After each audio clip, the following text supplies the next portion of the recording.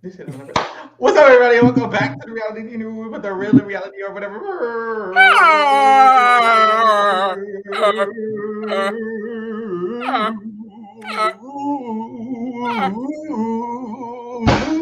right, I'm your host, Pharaoh.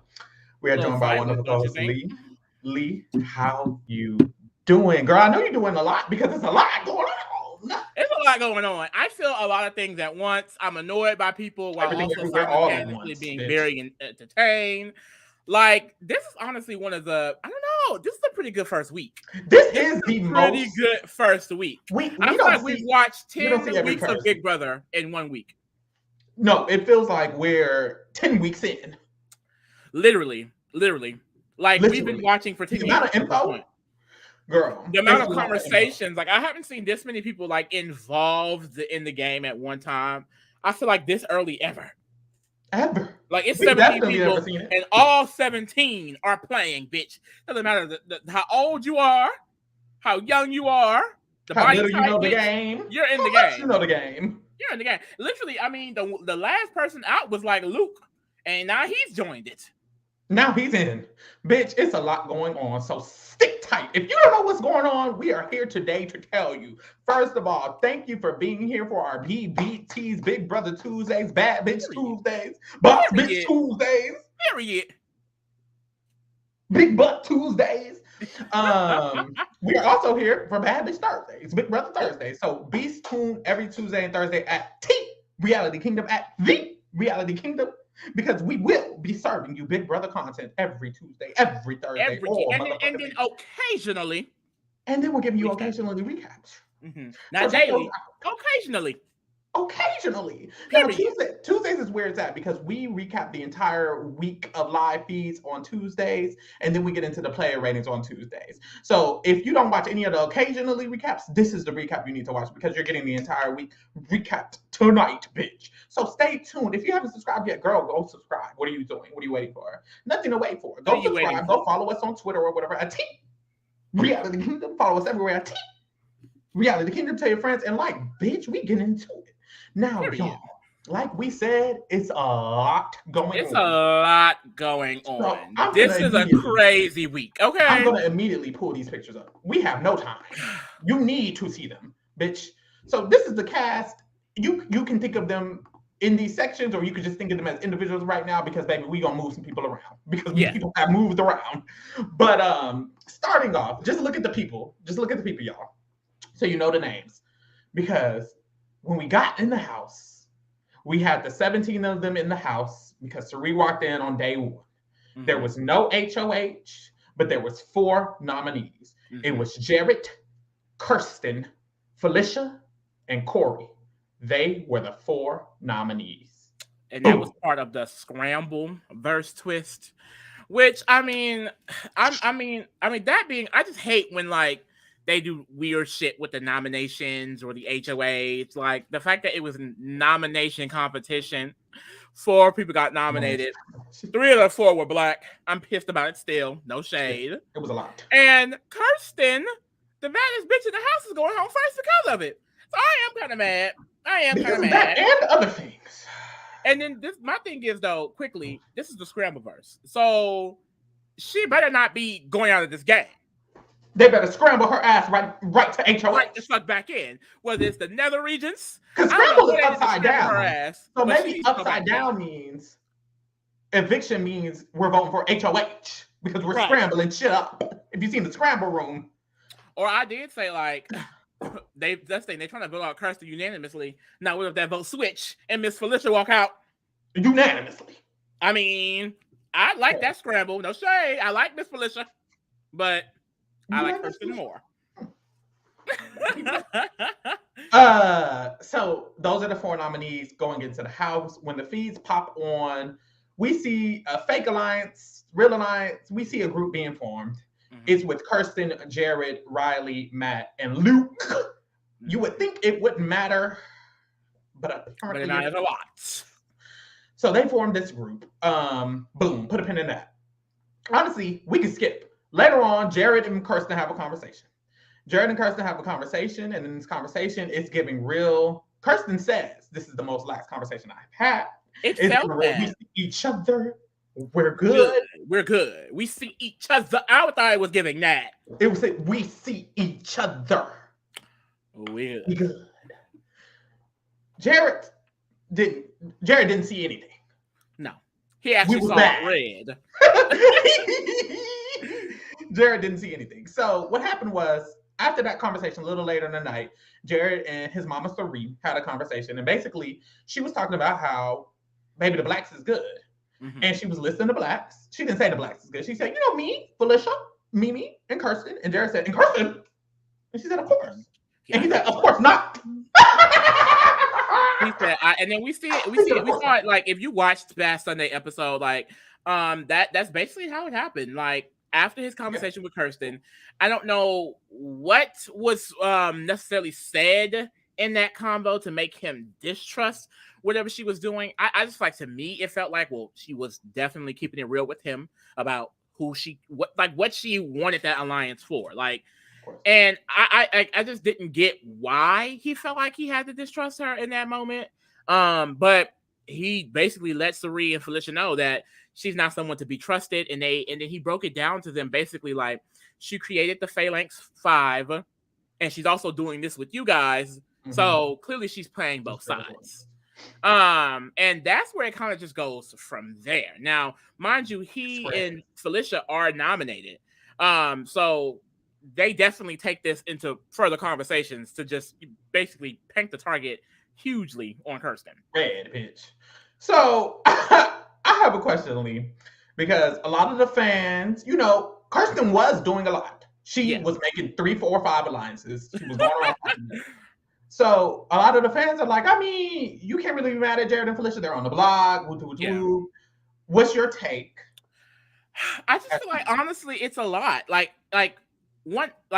Starting off, like, a lot of people are comparing it to like Taylor, and I feel like I definitely see a lot of those comparisons. Like, I don't think that she is being like Taylor. She was ostracized socially, and she was ostracized in a game way. And every time they spoke about her, it was very nasty personal attacks. Now, they are saying weird things here and there, but I don't feel like it was as consistent. But I do think there's a lot of similarities in the situation. And honestly, just to flat out say it, like, me as a Black person, if I was talking to Kirsten, there's not a chance that I ever would have tried to put a target on her in the way Jared went and did. Like, and I understand, like, not all Black people are monoliths. Not everyone thinks the exact same. But I think that's where the disconnect comes from.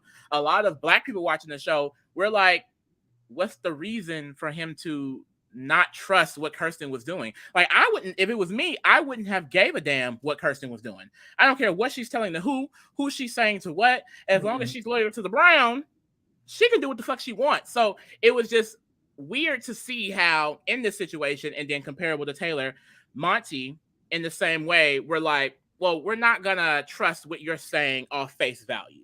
Mm-hmm. And it kind of just went from there. And that's, you can have the right to do so, but it just goes back to, I think the disconnect is like, some Black people feel like, well, you should have just trusted her off the strength off that. Like, yeah. And if you don't see that, then you just don't see that. If you're Black and you don't see that, then you just don't see that. That's fine. But I think that's kind of what the disconnect is. It doesn't matter what Kirsten was doing, because what she was doing was in the circle of Jared, Kirsten, was Jared herself, Cirie, Felicia. When it got to Izzy, like, she went firstly to Felicia and Cirie and them, and they encouraged it. Like, they were like, no, we should not trust her. No, we cannot work with her. And then after that, every conversation that Jared was in, Felicia was in, and then Izzy later in the week was dragging Kirsten.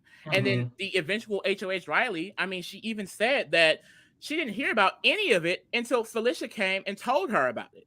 So, and Matt didn't know. Jag was not aware. A lot of people was not aware of what she was doing until it was pushed by Felicia and Jared, and then later in the week, Izzy. So I just feel like that's where it sucks, because in a similar situation to Taylor, once again, you have a situation where all of the other Black people in the game are still choosing to work together. That's why I think I'm also kind of like, I feel weird about it, because it's like, well, we're excluding Kirsten, but we can give that olive branch to every other Black person in the game. Like, at the end of the day, Mecole, Jared, Felicia, and Cirie are all working together in a tight alliance called the Brown Sugar Babies, and they're loyal to each other because they're all black. So why the fuck is Kirsten not involved in that? You know, it's just like it makes me icky, and it's just like I said, personally, as a black person, I would not have done that. I would not have went out of my way to paint a target on this girl's back. Someone is saying Hisam also pushed Kirsten, but by the time Hisam got to talking shit about Kirsten, Reilly was already putting her up because of the Felicia conversation. And here's my thing. What I think the main thing is. And I've been planted on these feeds. It started, whether y'all want to admit it or not, it started with Felicia and Jared. It did. Point blank, period. And like I said, the HOH herself said the information came from Reilly. I agree. Izzy and Hisam had also been talking shit because a lot of people felt like, well, why in the edit did they not show Hisam or Izzy? I don't think, from my perspective watching, Hisam and Izzy were the reason why she got nominated. It was Jared and Felicia. Period. And it does suck because they all could have came together like they wanted to at first and just put the target on Cory, someone they were already not trusting, someone they already believed had a target on his back. So I just think, like I said, it's weird to me while watching a little bit.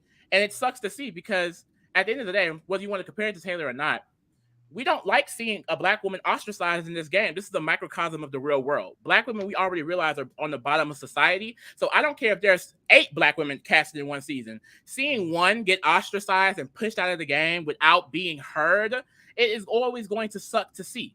And sadly, it's happening again. Yeah. And my thing with the Hisam and Izzy of it all, I mean, I'm black. I don't care about what Hisam and Izzy are doing. In my mind, first of all, it felt like Lee said, Jared and Felicia were the ones who pushed it the most. Reilly said out of her mouth, this was the reason. So we already know that they were pushing it the most. They were pushing it first. But secondly, for me, I don't give a fuck about, the people who aren't black doing it. I don't expect them to protect Kirsten. Me personally, this is me personally as Pharaoh. Y'all can do what y'all want. I expect black people to go in the game and protect each other. When they don't, I feel some type of way about it. That's cool. I can feel some type of way about it. They don't have to protect them. Jared doesn't have to protect Kirsten. He can do whatever the fuck he wants. He's a man, period. But me, I'm going to feel some type of way about it. And I think it's valid for black people to feel some type of way about it sometimes. And I just think that's the issue that at least I had with it initially, is that first of all, I didn't feel like he needed to push Kirsten. And I made a tweet about it. I was like, the way Cirie and Felicia and Jared are so worried about Kirsten is going to fuck up the situation where they could have gotten Cory out of the game when they eventually come around to it. And we see what happens is that all of this pushing Kirsten leads to her being the target when Cory could have easily been the target. And initially, Reilly wanted to save Kirsten and save Jared, or save Felicia and save Jared at least. And then it ended up her coming around to, you know what, I'm just going to save Cory. Because y'all were so focused on not pushing Cory at all, and y'all were saying all this other things. So I just feel like it ended up leading to Kirsten going home because they were so focused on, saying negative things and pushing her name. They could have been pushing the one person on the block who they didn't trust at the moment, which was Cory, or didn't trust the most, allegedly. Literally, that's the thing. It's like they were not pushing Cory and Kirsten. They were not pushing anything. They were literally just trashing Kirsten and spilling everything that she was saying to them in confidence. And then Reilly was like, oh, well, clearly she's pissing half the people off. And like I said, literally, people like Jag, people like Matt, people like these people, a lot of people on the Reilly side of things were not aware that this was happening. A lot of these rumors started in the Cirie side of things, and they put it into the Reilly side of things. At the end of the day, y'all were saying Hisam and Izzy, and the only people talking to Hisam and Izzy was Cirie and Jared. So where did they get it from? Like Felicia, Cirie, and Jared, that's where it sparked, and it led to her being the target. So for me, it was just unfortunate, Yeah, that's the thing. It's like, well, Felicia was protecting herself, okay, but Felicia still stayed on the block, and she's still next to Kirsten. If y'all would have made sure Cory was a nominee, it would have just been one of y'all next to him, and Cory would have been out because everyone thinks that he has a power. Yeah. So I just feel like I said, and then that's the thing. There was a period of time in this week where Cirie and them did not even have the power that they have right now. And I remember thinking, like, well, if you had Kirsten off the block or was working with Kirsten, that's a number set for you. So instead of trying to trust Cory when you know you don't, trying to trust Cameron or Luke when you don't that much, you would have had Kirsten, someone that I do think would have been indebted to them on the strength of we're all black. Yeah. Point blank, period. And whether you want to see that or not, I mean, I don't know to tell you. Like I said, me being a black person, that's how I would see it. I just don't think I would have went out of my way to paint a target on her. Because being nominated or not, like, you can save yourself without painting the target on someone else. Yeah. Or if you was gonna paint the target, Cory was right there. But hey, we was right there. So this is the energy of at the beginning of the game. Reilly wins HOH. She gets to decide to remove 2 people from that nomination block. And after she got the information from Miss Felicia about Kirsten being kind of disliked by some of the people, her spreading rumors, Reilly had at first decided she was going to remove Miss Felicia and Jared from the block. Reilly had an idea that if I was going to remove someone from the block, I needed them in my alliance. Now, we made an occasionally update about this alliance idea she had because her, Jag, and Blue had like a conversation, and Matt a little bit, but there was mainly Jag and her had a conversation about how they needed to create an alliance or whatever. And when Reilly won HOH, she was like, I want to do it whenever we get the HOH room, we can finally create this alliance. So this is what led to her deciding who was going to be in her alliance, because whoever she was going to pull off, she wanted to be in her alliance. And initially, it was going to be Miss Felicia and Jared slightly.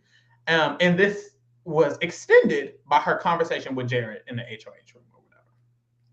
So she had a conversation with Jared in the HOH room. And in that conversation, Jared was saying, I'm cool with Felicia, Izzy, Cirie. And this is when they were going to make the 8-person alliance. The 8-person alliance was going to be her room, which was her, Jag, Blue, Matt, Cameron, and then it was going to be Jared, Felicia, and Cirie initially, because that's what Jared told her. And Jared ate that up.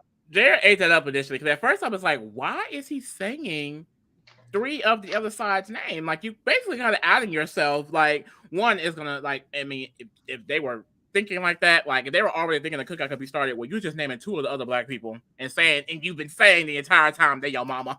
Yeah. And then just throwing Izzy in it. Like, one thing I noticed about this week, a lot of people are just naming people that they're working with very openly. Literally. That's how we got to where we are right now. Everyone knowing who they work with, because everyone in their mama is just like, well, yeah, I'm close with this person. But that was crazy. Like, Reilly, I think, was just definitely dead set on getting a group together, and she didn't give a fuck who was in it. She said it needs to be half the house, 8 people, and we go from there. Period. And I will say, I feel like it probably will be, if you like getting live feed updates, it probably will be really good to watch our occasionally updates, because when I'm thinking about it, we do it very soon after the event happens. So we give a lot of detail. And I'm thinking now, it's like, if I gave y'all all this detail, we'd be here forever. So definitely get into those. But after Jared pushed this idea of the 8, including Cirie and Felicia, Reilly was kind of down, and she started telling Blue and she started telling Jag. And Jag was like, hold up now, soldier. And he told Jag to the side, he was like, hey, we should talk about this alone. Boom. When they talked about it alone, they came up with the actual 8 that got created, which is a 3 with them, Jag, Reilly, and Blue. That was the 3. They had a 5 adding Cameron and Matt. That was the 5. And then the 8 was adding Cory, Jared, and America. So that was going to be the big 8-person alliance. Luke was not in it, and they didn't like Luke. So initially, Jared was on this. Well, he was never really on this side, but this was the 8 that they wanted. Yeah. And they didn't like Luke, so they didn't have him in it. But Luke is connected to the boys at this point. He was cool with Matt. He was cool with Jared. So this is kind of how the house was looking. These 8 on this side, of course, with Jared being a double agent and playing for this side that wasn't formed just yet at this moment.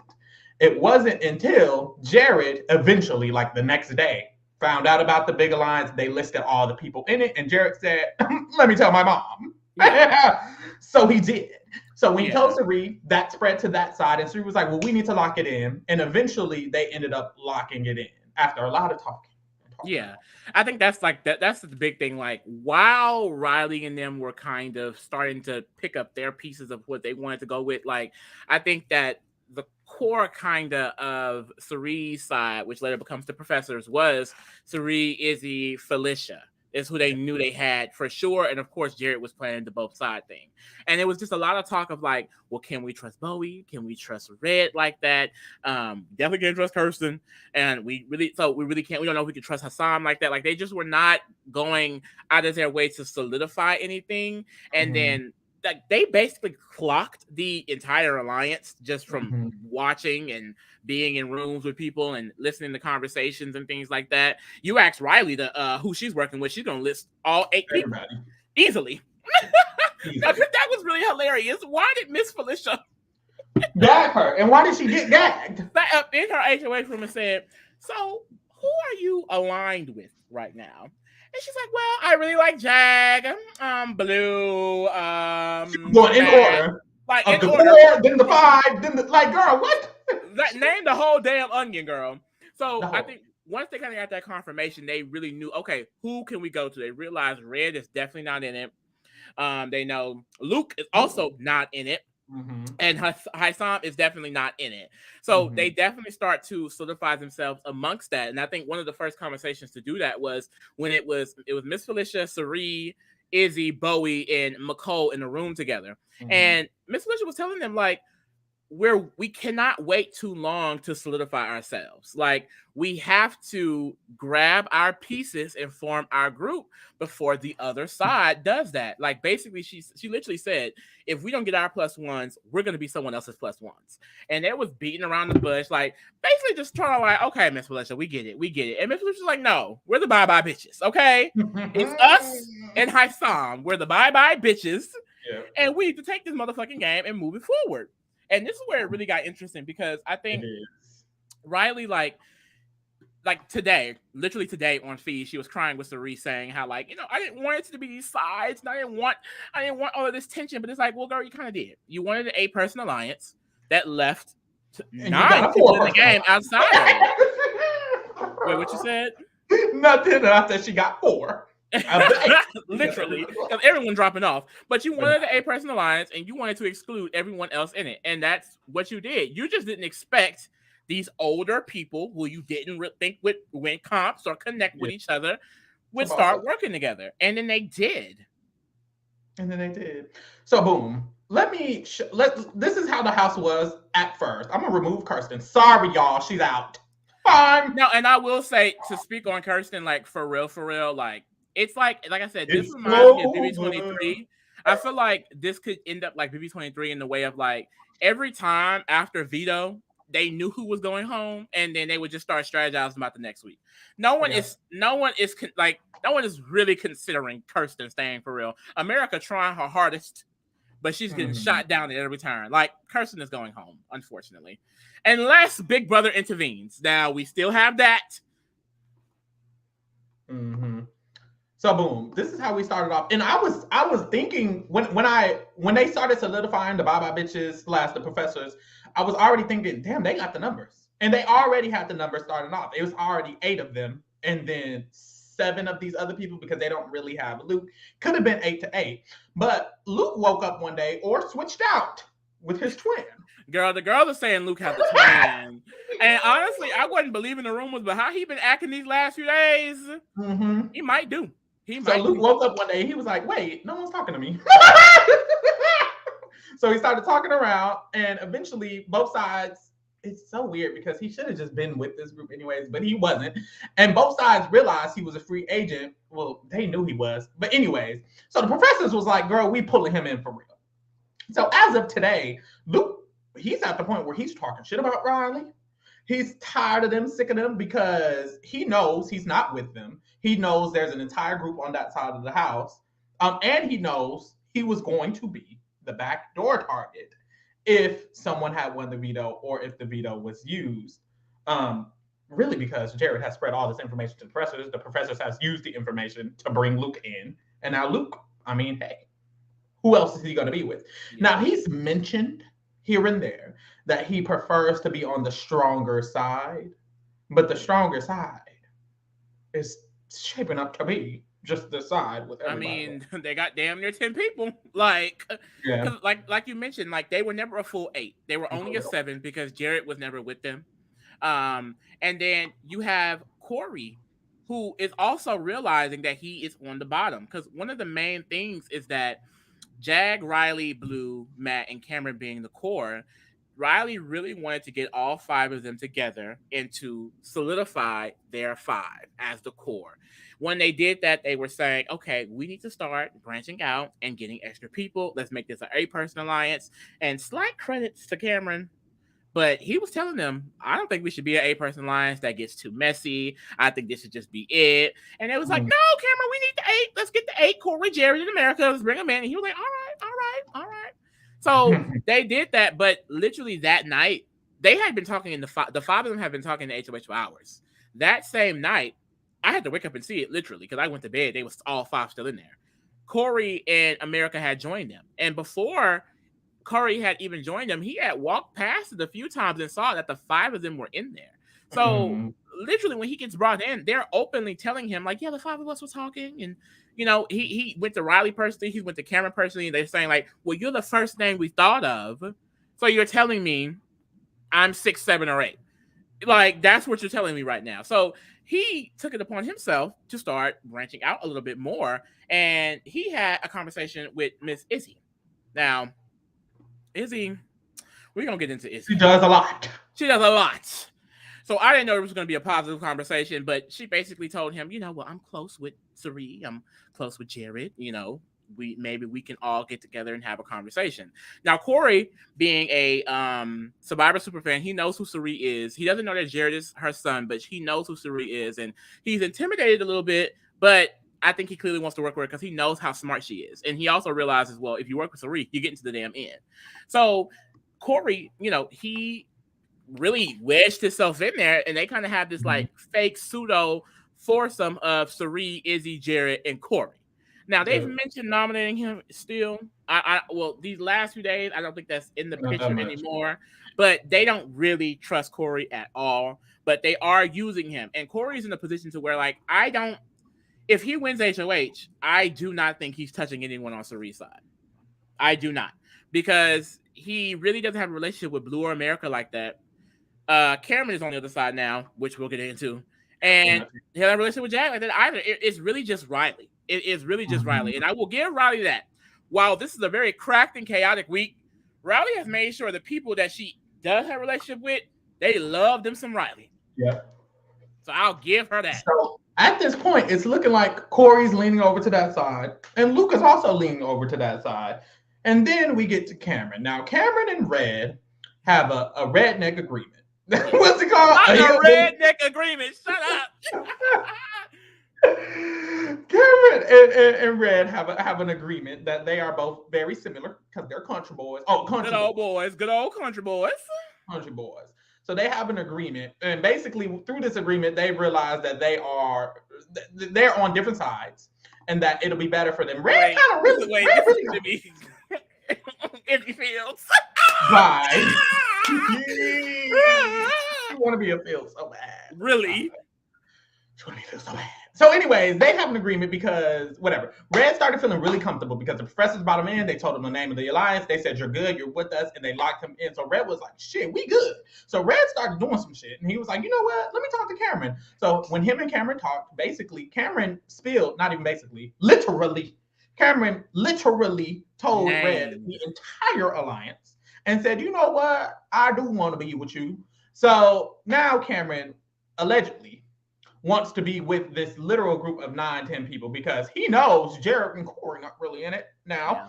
Yeah. And he knows that leaves only 5 other people on the other side. So at this point, Cameron is down with them. He's had conversations with Cirie. He had a conversation with Izzy. He had a conversation with Red. He talked about how he wants to be with them. He doesn't really want to be with the other people, except Reilly. Yes. Cameron, love him some Reilly. What's interesting about Cameron's interesting in a lot of ways. A lot of people in this cast are interesting in a lot of ways. Cameron specifically is he's someone that he's always trying to teach someone something. And it's always in a very condescending way. So every conversation he has, it's like he's teaching them how to play the game of Big Brother. Like this is his second time playing. It's honestly very frustrating to watch him speak. So when the 5 were getting together, or anytime the Alliance had meetings, it always gave like they would be talking game, and then Cameron would be like, "Well, I don't think we should do that. or Reilly would be upset about or emotional about the other side coming together, or the other side finding out about them, and he'd just be like, "Well, you really shouldn't be upset. I don't think you should worry about it. I think you should be optimistic." And before he got the information from Red that there's a whole group, he's the man who went up there like, "We've been coming together for days. If they're just now figuring it out, they're fucking late. And that's on them. And now we're just going to shove it down their throat. We have the stronger side. We have the athletic people and all these other things. Like, we have a lot of different attributes that make us great. Just really hyping them up to then the next day expose the entire alliance to Izzy. Literally. One thing about Izzy, she's going to get the information. And this is what... Every time. Every damn time. This is what spins me, because Izzy is one of the most funniest / annoying / kind of great player. Like, it's a lot that is into Izzy. Because if you've been paying attention, she went to Cory. Well, one, she knows Jared and Cirie's relationship. She loves Cirie, so she followed her. Or she said on television, she stalked Cirie's page, so she's seen Jared on Cirie's page. So she knew initially. And then, did you watch the premiere where she's literally like, "Jared, come here. Are you Cirie Field's son?" Loud as fuck. Damn, like in front of everybody. Whispered towards the end, but it was giving loud, like Christy Baldessari. Loud. So she has that secret, and she even says in the diary room, like, "Now that I have the secret, like, they're basically indebted to me." So she's definitely she's all in that trio. Like, she's told Cirie and Jared, like, she wants them to go to the end together. Like, she is not exposing their secret. Like, she understands, like, this is going to be her core. And she uses that one while throughout the day, she doesn't walk or talk around anyone else but Cirie. She is always around Cirie. If you turn on the feeds and you just guess where's Izzy, the answer will always be around Cirie. If Izzy gets into a conversation with someone that dropped information, immediately after that conversation, she finds Cirie. If she's in a conversation with someone about working together, she's like, "Well, I'm friends with Cirie, so you should work with me and Cirie." And like I said, a few times this week, I was just like, "Girl, you talking too much." But it keeps working. And specifically in this conversation with Cameron, like, at this point, both the sides are open. Cameron just exposed his whole side. So she's literally just telling him, like, basically, like, there's a clip floating around her saying, like, "I want to fuck them up. Yeah. I want to backdoor them. I don't want them in this game. They're not the cool kids. We're the cool kids. And they are all going to go home." And it was just giving a lot. Izzy is a lot. Someone said, she calls Cirie mom. She's literally walking around there calling Cirie mom. Oh, someone said that's money. Oh my God. Thank you. You the best. Love you. Mwah. So sweet and kind. Money, honey. Unlike the rest of you. No, I'm kidding, y'all. But boom. So this is basically how the house is looking at this point after Mother Izzy Fields. Oh my God. Fuck. But no. This is how the house looks. Basically, it's 11 of them, and then it's 5 of them. But this is only, I honestly feel like this is only if one of the 11 wins HOH, but I mean, it's 11 of them. Yeah, so what's really interesting is that, like I said, with the other side, Reilly side, the family style coined by Blue. Family style coined by Blue. I do think that 8 is shaky. But literally, if Jag, Blue, Reilly, or Matt, or America win, Cory and Cameron and Jared are going to be right up under them. It's going to be this. And maybe even this. And maybe even this. No, I'm playing. But no, it's going to go right back to 8 versus 8 low-key if one of them win. Because all 3 of these white people, these men are jumping over real fast.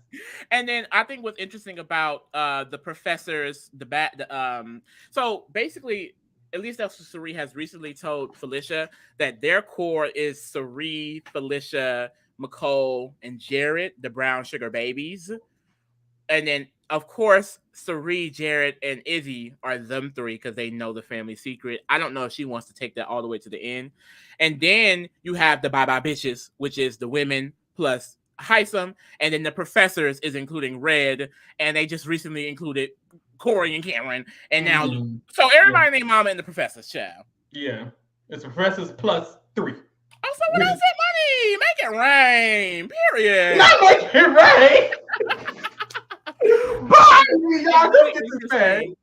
It's really interesting because I think that's really Reilly and them's downside is that when they were creating their group, no one was reassuring their allies. Like America, I don't know where America's at right now, In the because cloud. it gave to me America should have Just known like an she low-key American was. flag waving in the cloud in the Oh wind, my girl. god! Oh Like, my god! no, I'm playing. I don't think she's in the cloud in the wind. You know what? We'll get to it when we get to the ratings, actually. Honestly. But I don't know where America's It's falling anyway. in it right now. But literally, Jag, Reilly, nor Blue, I don't think they, or Matt, they didn't really do the work to expand, to reach out to other people, or even try to lock in Cory. Like America's with them, I think, because they hang out with her a lot socially, but they don't hang out with Cameron or Cory or Luke like that socially to an extent of wanting them to get brought in. And the big thing that the professors in them side are doing, like it's a lot of I got you, like Blue, her safety bubble, which we'll get into. Like it's a lot of like safety bubbles. Like, oh, like Reilly is under the impression that Cirie and Felicia, she can run them. Like she has literally had conversations saying that if Izzy and Hisam are out, she does not believe that this other side will comfort them at all because she feels like she has Felicia. She feels like she has Cirie. And that is just wild to me. The one thing that Cirie, Izzy, especially, even though she's kind of chaotic, is they go around talking and reassuring each other all day. It gets sometimes annoying while watching on feeds because they repeat the same shit, but they go around and speaking with people. Even now with Cory, Luke, and Cameron being brought in, they're still speaking to them like consistently and making sure that foundation is based on trust, loyalty, a lot of things that honestly Jag, Reilly, and them were not doing. They just were not doing it. They dropped the ball. They chose to not. They were trying to do this a little. Everybody wanted to be the cookout, so they were trying to do this. We shouldn't talk to each other that much. We should make sure we're not strategizing in public that much. And they kept doing it within the not even the 5. Really, Jag, Reilly, Blue, and America kept doing it with each other, and then they just wasn't really doing it with the other people because Cameron's annoying.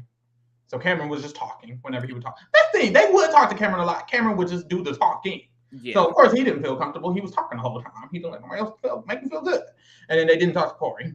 I don't know what. I honestly don't know what Cameron is really playing at this point is going to be because I think he really mainly just wants to protect Reilly. Because like I said, he's basically throwing the entire 8 under the bus. But this is also the man who was just saying like, "This is the strong 8. I'm not like." We can run them, we can tear them down. So like Cameron, I think it's gonna be someone that wants to flip back and forth the entire time. Cory, I don't really know what Cory is also gonna plan to do. I think if Cory were to win, he would just stick with Cirie now. That's what it seems like. It seems like we were gagging about a split, but I don't even think it's gonna be a split house like that no more because it's just the majority versus not the majority. Unless these 5 win HOH, then I think it'll be split again. But other than that, I don't think it's going to give split because it's just 11 of them, and it's way more likely they can win HOH. Reilly can't even play. It's going to be 11 people versus 4 people in the HOH. Blue might throw. America might throw. It's not giving split. It's giving these people finna go home. One of these 4 or 5 are finna go home. And it's going to be an entirely different game because everyone's kind of on the same side of the things. But we can get into a little bit of the gags before we get into the ratings because the girls want to talk about Miss Felicia, her microphone. Oh my God, Felicia then broke 6 mics in 6 days. How do you feel about Miss Felicia altogether? Not altogether like game, but like she's a gag and a half. No, watching Felicia. Honestly, I'm not gonna lie. Watching Felicia on the feeds, it's like watching like my grandma. Honestly, it's like literally like I feel like I've been in a room with this type of woman so many times in my life.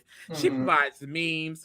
She's honestly hilarious as fuck. And I think what I love about it is that she's also in the game. Like, and this is what's so great that this was a start of a split season is that everyone has a chance to play. Like a lot of times in these split seasons, everyone is involved, and that's really fun to see because Felicia is someone who's in these game conversations. She's in the final two conversations, core conversations. She literally coined and solidified their alliance, the Bye Bye Bitches. You know what I mean? So I just think she's really, really interesting, and I'm happy that this was a casting choice, and I hope we get more of these because she's cracked in the half. Yeah, she fell in the hot tub. Fell in the hot tub. Mind They you, were like, girl, you can't even the go. pool She was was like, I Jerry. fell. The last person to fall in the pool was Cirie ass. Yeah. And it's like, So that's crazy. Breaking Someone microphone. also mentioned Cameron having a crush on Reilly. I don't know what that's. Is it a crush? Did he admit to it being a crush? It's giving crush because didn't he say that's his daughter? Look. So the way what he's using to get into the alliance.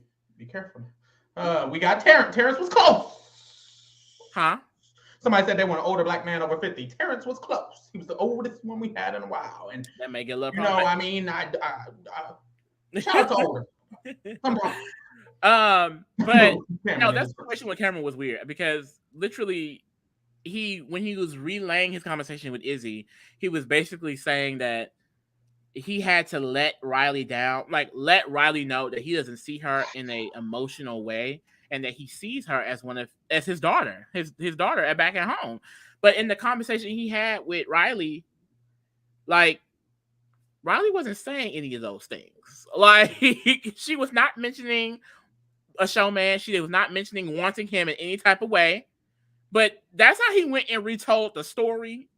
And he was saying, like, yeah, she's worried about being in the showmans with Matt, maybe even being in the showmans with me. And it's like, oh. He was making shit up. In his head, I don't know if he even believes it. Like, I can't tell if it's like I'm saying these things or if it's I believe these things, so I'm saying it. I really can't tell. But it was giving...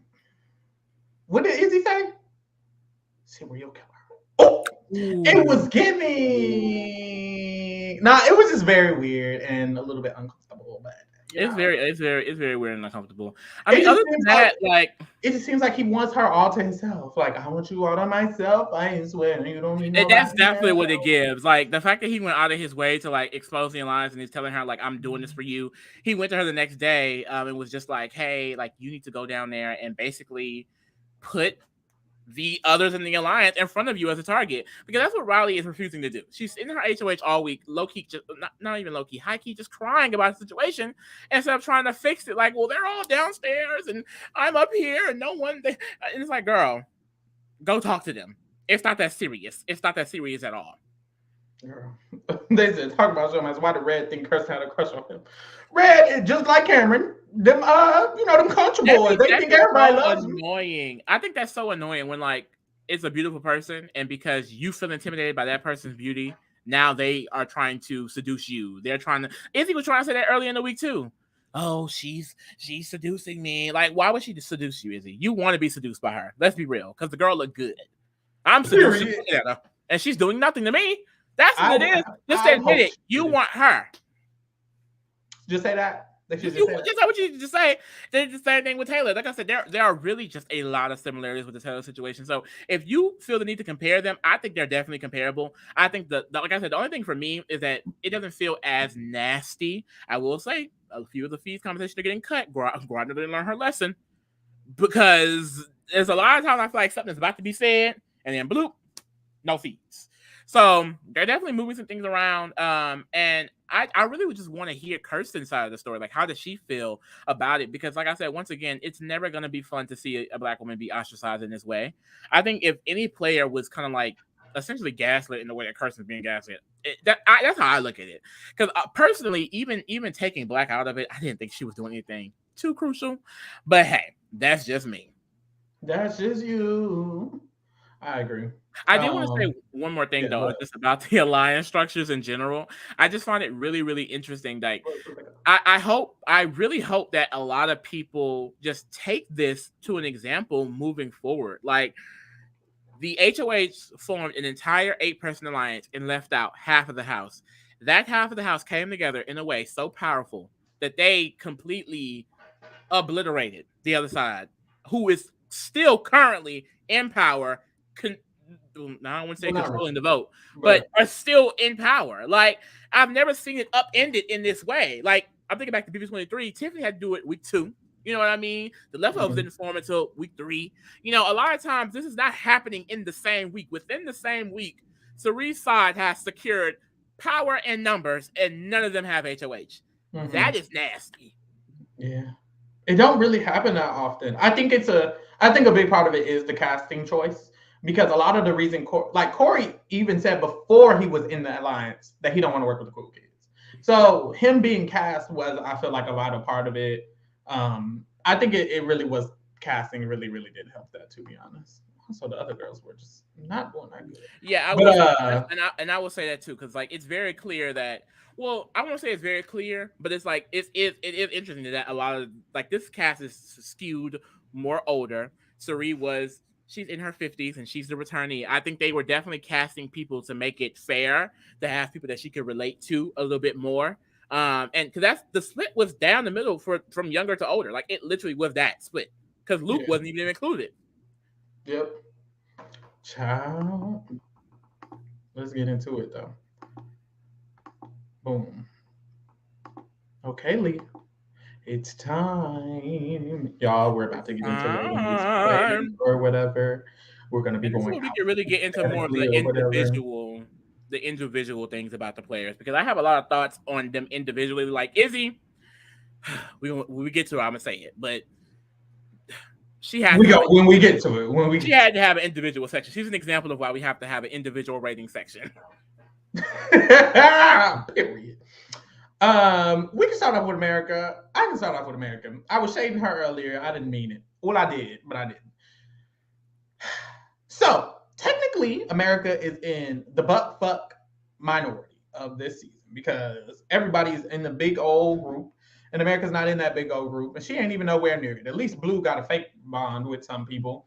Even Jag has kind of a fake bond with some of those people. Reilly got real bonds with some of those people. America, really the only one. America and Matt. Well, Matt got Luke. America's kind of the only one who don't really got none of them. Now, if this season was split, America would be in a way better position if there was actually people on her side. But really, it's really looking real bad for America. If their side doesn't win HOH, I don't think she's going to be able to do much. Now, she isn't going to be the target, I don't think. It's going to be like Reilly first, or Jag, or even Blue before her, or even Matt before her. I don't think America's going home. Even if the other side, the 11, win the next 5 HOHs, I don't think America's going home. Even on the 5th HOH, honestly, I think they'll get out Red or they'll get out Cory. So I think she's going to be good when it comes to not being a target. But when it comes to her position in the game, it's just not good, honestly. It's not good because of this big group all being together, her not being in it. I still have a lot of hope because I think she's going to make it far because of the fact that she's not a threat to anyone. No one sees her as a big threat. People are annoyed with her, but they're annoyed with everybody on that side. And they're annoyed with Cameron. And they're annoyed with Cory. And these are people who are actually in their group. So I don't feel too bad about her being a target, but I don't feel good about her position. Now, she seems smart, but I don't know to what extent because she wasn't in the core when she was invited into her alliance. She didn't really seem to clock it or do anything about that. And now the entire house is basically against her and our group of people. And she doesn't seem to be strategizing in a way that's helping that in any way. But I still feel like she has a good game sense because she's one of the few people who are not doing too much. Her, Mecole, that might be it. Are the people who aren't doing too much to where it's like they're not really going to be the target, I feel, for a while. So that's really good. And I think because of that, I'm gonna give America a 5. Because I don't think she's going home soon. I think she has a decent game sense. And she does have a little relationship with Mecole that she's trying to build upon, knowing that there are two people who can work on both sides. I think that's my issue with America. I just feel like even that relationship, like she went to Mecole, she's like, we can look out for each other. Mm-hmm. They haven't really talked since that conversation. Cory and Mecole have a similar connection. They said they're going to look out for each other, and they have had conversations. America is doing what I think a lot of people in that group are doing. Like they're saying, "Oh, I have you. I want to work with you. Let's talk." Da, da, da, da. And they're not doing anything else. I feel like America, like America and Blue, very early on, they were people that Cirie and them side were seeing as people that they can bring in. And specifically with America not being brought into the core of that group, came in very, very late. Basically the next day it was exposed is when she got brought in. I just feel like she could have been doing more for herself. Like, there's no reason why before you got invited to that alliance, you weren't already trying to build something or trying to be included with something with the other side. I feel like a lot of people are looking at it in a way of like, oh, well, I'm going to be with the side that win competitions, or I'm going to be on the side that like I'm just socially with. But it's like, there's just more that goes into it. You can't just be talking to the people that you're friends with. And I feel like America does a lot of that. And now it's to the point to where like, she's still in the position where I feel like she could try and weasel her way in a little bit or have genuine connections with the other side, and she's not doing that. So it's like I do think she's safe for a while. So I'll also give it a 5 because I don't think she did anything too terribly. She's not going to be a target. She has protection in a group that if they were to win, she would also still be safe. But I do want to see more from her. I think she definitely proved that she's not just. A lot of people were comparing her to an Alyssa from last season, or just one of those girls going to come in here and get a showman to do nothing. She doesn't give me that. Like, she's one of the few people who was saying like, well, we're scared about the other side forming. Let's just get out Miss Felicia, and Reilly shut it down. Like, so she thinks like she's very aware. Well, not very aware, but she's aware a little bit in her game sense, but I just feel like socially she really could be doing more, because if Cirie and them side do get in power and they just start winning competitions back to back to back, which they could do, then America will be fucked, because she has no connect, and that's the issue with it being split. That's the big issue with it being sides in this way, especially with Cirie being the leader that she is, because she set up sides. And now it's like there is no cross communication unless Cirie side is going to use you. So they don't want to use America. So she has no end. Like, unless people like Hisam, Bowie, I guess Luke and Cory maybe could try to flip and do something else, but it's just least likely with the amount of loyalty it seems that they have built on the professor side of things. So I don't know what she's gonna do. She need, like, if she were going to try and like break in any way, it would need to start now, and she's a little bit behind. Yeah, and they do see her as a spy. They do. So they don't even want to. But I was going to say, like, it's weird because when I'm thinking about her rating, it seems like I'm saying things we would usually say week 3 or week 4. Like, it's week 1. Girl, and we're kind of like, so just be ready for our ratings to maybe be a little, maybe not harsh, but like, we got some details to it, even though it's just week 1. Because I'm thinking of what I'm saying about America. It's like, I wouldn't expect this any other season week 1, but this season, babe, you need to be getting it on, honestly. Next is Blue. I'm going to say a bunch of shit that sounds like it's from week 3, but it's week 1. Blue is doing a lot, but also not enough.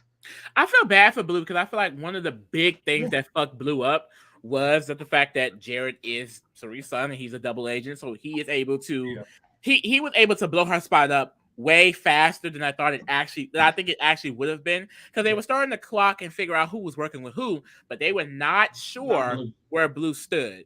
And once they figured that out, there was just a huge shift. They realized that we can't work with her, because once you realize that she's been with them this entire time, every conversation she's had with you socially about maybe wanting to work together, it's false. Like, that's not real. And they also are seeing her as someone that they do not like. They do not want to work with. They're over her, because at this point in the game, they feel like she's socializing with them. They're trying to keep it cute, but they really don't like each other. I don't think it's like, I will say I see it more from the professor side of things. It seems like they are really starting to just dislike the other side of the house. Like, right now, Blue, Jag, they're in survival mode, them especially, because they're smart strategic players, so they're trying to do things to get out of this hole that they're in right now. But I mean, there's nowhere to go. Like, the sides have been claimed. You're not trying to get on their side, so what else do they want? They don't want anything else from you. We don't talk socially. We're not working together strategically. It's like, why are you talking to me now? And I think what I like about Blue is that she's a very perceptive person. Like, once she realized they had been caught, she did not react emotionally. She did not overreact at all. It was very much like, okay, let me go secure myself. You know, she went to Hisam, she went to Izzy, and she told them, like, hey, you know, I want you guys to stay in this game. I want you guys to stay in this game over people in my side. So she is still trying to be proactive in that way, but Izzy didn't give a damn about that conversation. Nope. Hisam kind of did, but Not there's even that so much. much influence on his side against Blue that it doesn't matter. And he has even mentioned nominating her still.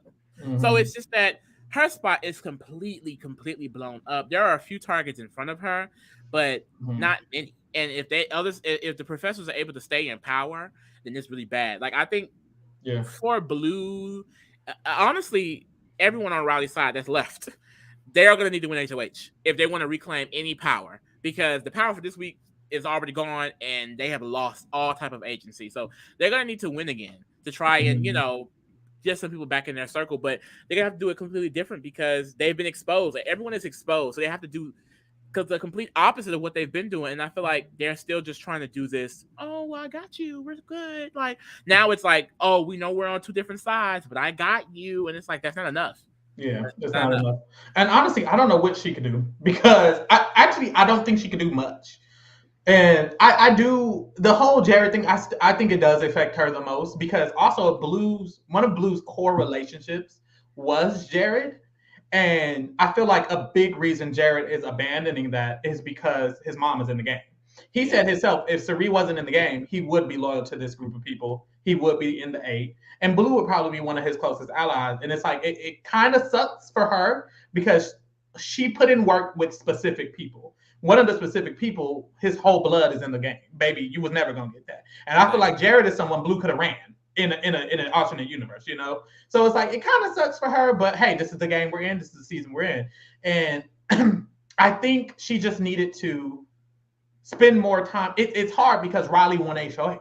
So it's like, of course, I'm finna talk to her, but I think she just needs to spend more time speaking to the other side of the house, not just Hisam and Izzy, which she did do, but also everyone else because there's other people in the game, babes. Mhm. Um, and I feel like that was her problem, but it's hard because I don't know.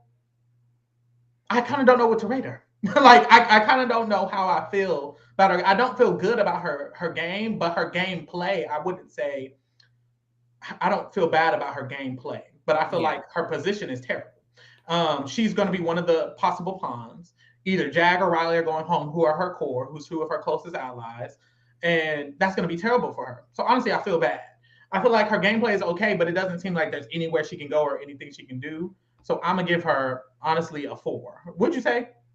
I mean a 4.5. Would you say you were giving her? Oh, I didn't even say a score. I feel like because I feel like she's in more immediate danger than someone like America. So I would also probably just say it's a 4.5. Yeah, that's how I feel. It's weird because I feel like she's a better player than America, at least from what we've seen, like activeness, but position is worse. Boom. Um, Next is Bowie. Mm-hmm. Bowie is just not like she's in the core of the professors with the bye bye bitches. Not the core, but she's in one of the cores of the bye bye bitches. But even they don't trust her like that. They feel like that she has a relationship with Cameron. They feel like she has a relationship with Red, and that she could flip with them.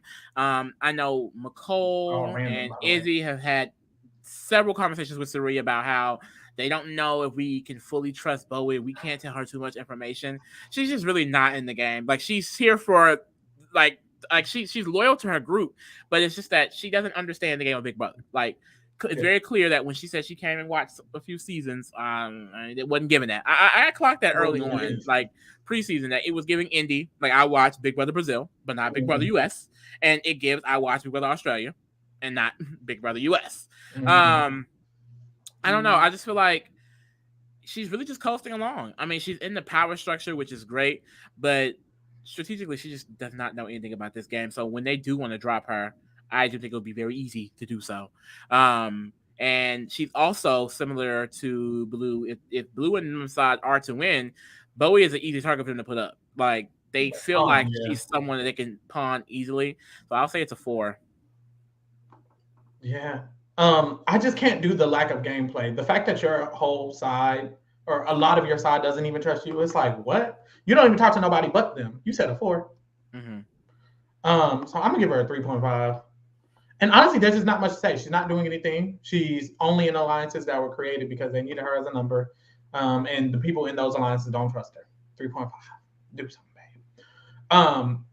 Cameron is very interesting. He has connections with Reilly, connections with Red. I think those are helpful. If the 5 win HOH, I don't think they're going to target him. But the group of people who he's exposed his entire alliance to, which they already knew about it, but he exposed it, don't even trust him. He's still someone who they are thinking about targeting because honestly, they don't need him. They already have 10.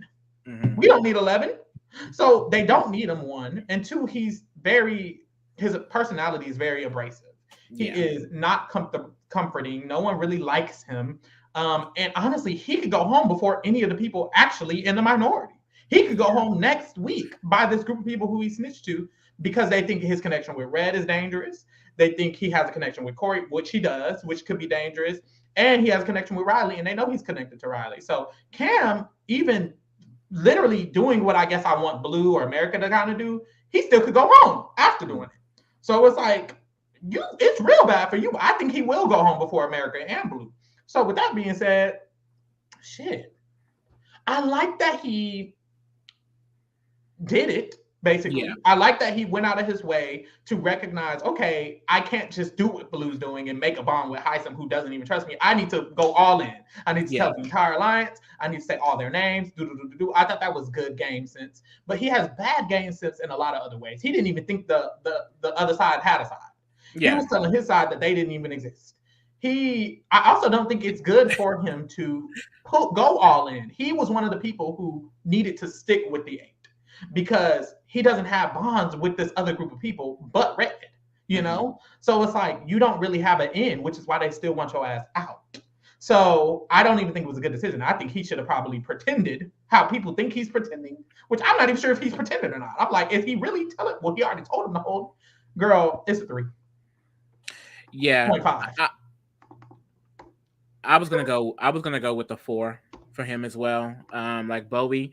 I just feel like I agree with you. Like, I think that was great. I mean, I like a player that's gonna do whatever it takes to stay in the game. Like, he read at that alliance. He's like, look, fuck them. Like, the alliance that he was championing, the alliance that he was saying, we're gonna dominate this game together. He did exposed, listed every single member, and said, maybe I'm only looking out for my daughter Reilly. Period. And I just like, that's hilarious, but it's like the execution was not the best. Blue told him, like, I don't think this is why Blue, I really like Blue. I think she has great senses. She told him, no matter how much you try to assimilate, they're not gonna trust it. Yeah. And he was like, well, I'm gonna be optimistic. I'm still gonna try, but I'm not gonna go that hard. And then he went hard as fuck. Okay, like it's just. And that is what's untrustworthy, because how is it that you're crying to me?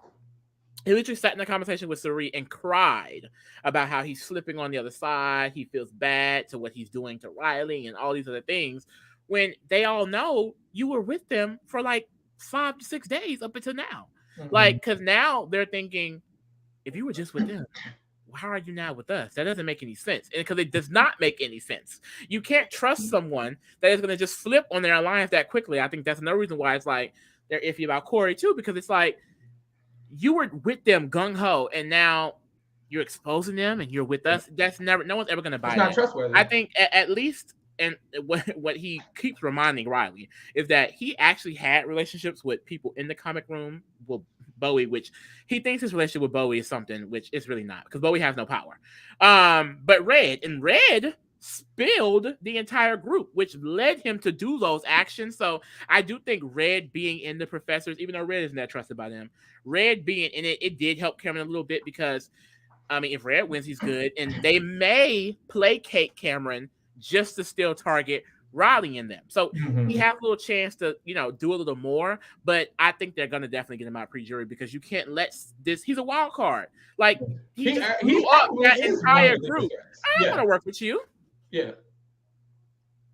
Child, we on to Mama Miss Cirie. Child. How you feeling? She's mothering. Like I said earlier, like, I think the fact that her side did not have power, they didn't wait for the HOH to end to form her group and keep it pushing. Like, I think period. Period. I think Cirie is kind of bringing in some survivor strategies a little bit. I don't know, like, just the way that she is solidifying her numbers in this way. I'm not saying that you cannot do this in Big Brother. We just have not seen it this quickly, or literally within the same first week that Yeah. the majority alliance is forming. Like usually when we're talking about the majority alliance, like this is a majority because there is no other thing. And then she said, well, no, we're going to form an entire group. And what is great about Cirie is that within her group, she has the best connections. So Miss Felicia loves her. Izzy is obsessed with her ass. Izzy is her professional pit bull attack dog, bitch. If you look at Cirie wrong, Izzy's gonna bite, literally. Like, it's serious. Literally. There it is, her whole son playing both sides, bringing her information every night. Mhm. Okay, Red loves her, even though she don't like his ass. I mean, just go down the list. Mecole loves her and respects her. And then you have people on the other side. Reilly is vouching for her in every single conversation. Like, I have Cirie and Felicia. Like, it doesn't matter. Like, we need to go after Hisam and Izzy, but not Cirie and Felicia. So she is going to keep protecting her on that side, even though she doesn't have relationships with those people. I just think it's very impressive seeing someone who played Survivor so masterfully and take those experiences and come in Big Brother and just show like this is how you need to be playing. Like, because you never see people get together like this. Like, I tweeted, like, if Cirie was not here, I don't think the comic book room would be eating up like this. Like, I think Izzy and Hisam would have been able to clock it still and may have still did something, but look how fast they became targets. You know what I mean? I think that could have still happened, and it never would have happened, I don't think, the way it's happening now. So I just feel like she needs to be studied. Like, point blank period. Like, the way she's building trust with her group, like, these are things that I think future players should definitely look at and how to play the game. I think positioning, though, I would love to see her in power because they still don't have the agency. Like, they kind of just robbed the agency from Reilly. But in Big Brother, it really is mainly about the HOH. If Matt wins HOH, they could be fucked. Yeah. Even though they're considering still putting up a Luke like dummies, and that wouldn't affect her power structure at all. She could be fucked. But honestly, I have faith in Cirie that, like, girl, Jack can win HOH, and girl, he'd put up Cory. He'd put up Cameron. Because now they have, that's another thing, they have the flow of information. I think that there's not one thing happening in that house that Cirie is not aware of to some extent. She has people from all angles bringing her that information. So, and she's in the core and protected on a lot of angles. I'm going to say it's a 7. Okay. Yes, the way she speaks to people does make them feel comfortable. I was telling Lee, I was like, the way Cirie speaks to people is exactly how I'd be hoping people speak to people when they're in the game, because she pretends that she's their closest ally. When she's talking to Reilly, she's like, girl, I got your back. You're good. Oh my God, you want HOH? Right. Girl, Reilly was crying to her today, and she literally started tearing up with her. Like when you talk about an empath, like, she puts herself in that person's position. She mirrors that person so well to where they think like that's their closest ally, or I really, really want to protect them. Cirie is in every different variation of the core in the professor side. Red thinks he's in the core with her. She's in the core with Bowie. She's in the Brown Sugar Babies with Mecole and them. She has 3 different core structures, final 4 structures within the alliance, and it's week 1. She has the biggest alliance in the house. It's 11 people wanting to work with her, and it's week 1. And a lot of this was her work. She had one-on-one conversations with a lot of people who did join her alliance, with Cory, with Luke, with Cameron. She had a conversation with him. So it's like she was a vital part in making them feel comfortable, and she's keeping her other allies in check. Jared, you need to calm down. Jared, you need to do this. You know, if we're going to claim that our alliance is this, we need to act this way. You know, she's telling her other allies how to act in order to bring these people in, how to present it in order to bring these people in. She's talking to the people she needs to bring in. And she really helped cause an entire shift in the game when Reilly's HOH, doing nothing with it. But yes, like, it's very, very impressive. She's not a threat. No one wants her out right now. If anyone wins HOH, she's one of the only people whose names haven't been said. Only a handful of people's names haven't been said. A handful. And she's one of them. So I'm going to give her a 7.5. She's eating it up. I think my only fear about Cirie, and this is what I said, like, I think she's definitely pulling in some of her Survivor things, is because Big Brother, it really is a marathon. You know, when Survivor, there's like 2 or 3 days, people are going home. Like, if she was in Survivor, 2 people will be out by now. You know, and I do feel like she I just feel like a lot is happening. Like a lot of times she's second guessing her allies.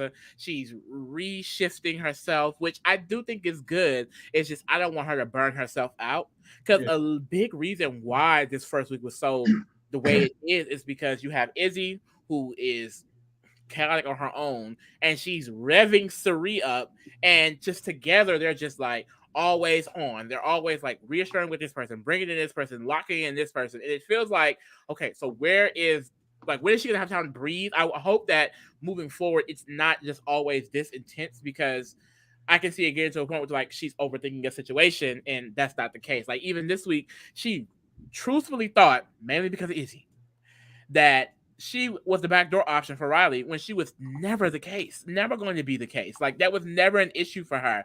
So I would just hate if like later down the line she's like, we have to get out Red because Red is talking to Cameron and they're going to bring in Bowie, and it's like get out Red when Jag is still here, or get out Red when America's still there. You know what I mean? Yeah. I feel like I can see something like that happening when she doesn't have to. Like in Survivor. I get it. Like you need to always keep your head on a swivel in Survivor because literally we've seen episodes where a group is working together and that night they're voting each other out, And I think she has that mindset. Whereas in Big Brother, it can sometimes take weeks for a shift.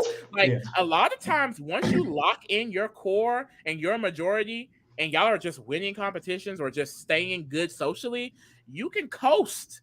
Like, and it's smart to just coast because sometimes you don't want to, heighten your threat level. I think what she's great at and what she was great at in Survivor is that people naturally don't feel threatened by her. And when she's speaking with people socially, it gives like this woman is really, really with me. I don't think a lot of people who are on the other side, Reilly's side of things, they don't think that she's going to be someone that can win competitions or come after them. And she's leaned in to that a little more.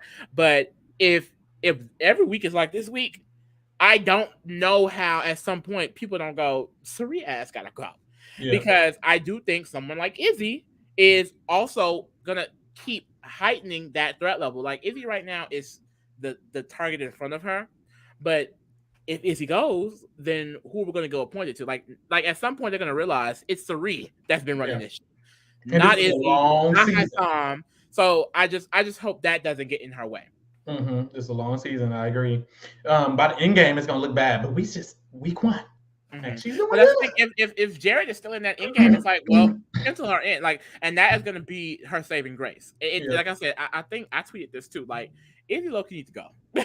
I will say Izzy has done a lot of help, but I just feel like in that help, there's some things that I don't know that shows me later down the line she's gonna be a liability, and it scares me for Cirie. But we gonna see.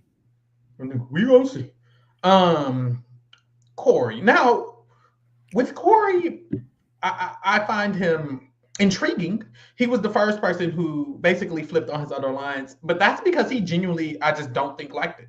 He genuinely said already he didn't like the cool kids, he didn't really want to be with them. So that's what helped him kind of propose, and with the help of Izzy, propose this new alliance with him, Izzy. He kind of wanted Mecole in it, Cirie and Jared or whatever, this new group. And he sold out his other alliance and he's kind of worked with them. And now I think Cirie starts to trust Cory a lot. They are now saying, at first they were like, Cory could still maybe go. But now they're saying Cory's kind of good. When Cirie's mentioning people she wants out, or when this side is mentioning people they want out, they're starting to say Red before Cory. They're starting to say Cameron instead of Cory. So I think Cory is gradually, climbing his way up the totem pole already. And that's just by not doing too much. Honestly, he said what he needed to say. He pledged his loyalty. He moved on. So I like that part of it. But I don't know how Cory can really get in there. He's never going to be a part of the Brown Sugar Babies or a part of the Bye Bye Bitches. He's never going to be in the core of that side because they're never really going to trust him 100% ever. So even though he's maybe above a Cameron, above a Cory, above a Reilly right now, above Cory, above a Cameron, above a Red, above a Reilly right now, he's never going to give above that. So he's going to have to waver back and forth.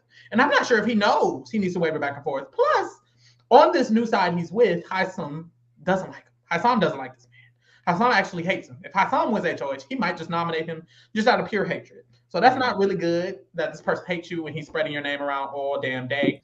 So that's not good for him either. And the other side is finding out that he flipped and he's not with them, and that's not good for him. So I think he's in an okay position though. And I like his gameplay this week. And I think he did fine, especially because he was nominated. He made Reilly get him off the block damn near. Yeah. Made Reilly get him into the alliance with her that he ended up flipping on. And now he's creating a new kind of structure or trying to. So I think he's doing a lot of things that are good, honestly. Yeah. He's playing the game that Cameron wants to play. Yeah. And he's playing it pretty good. I'm going to give him, right now, I'm going to give him 5.5.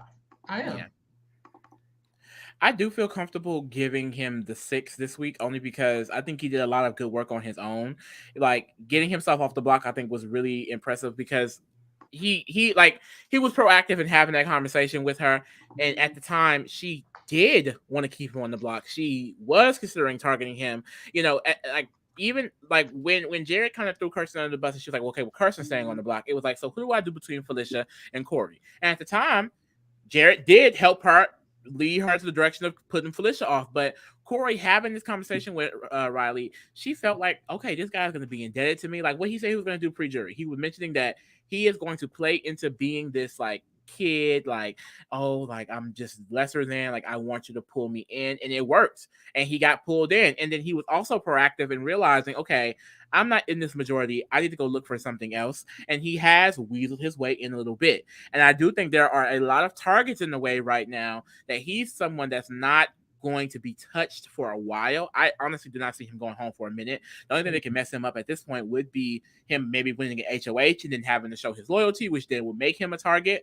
I think that he's someone that is, now that he's in the group, I think he's someone that could start working to not dismantle it, but at the end of the day, if Cirie's side, the professors stay in power and they start getting out everyone on the other side, like he'll still be here, but I can see him being like, okay, Luke and Cameron, let's try and win and do, you know what I mean? The issue is, I think Izzy and Cirie and Jared himself have done a good job of putting Jared in the position of, you guys are on the same level. Both you and Jared are on the bottom, and both of you guys are flipping together.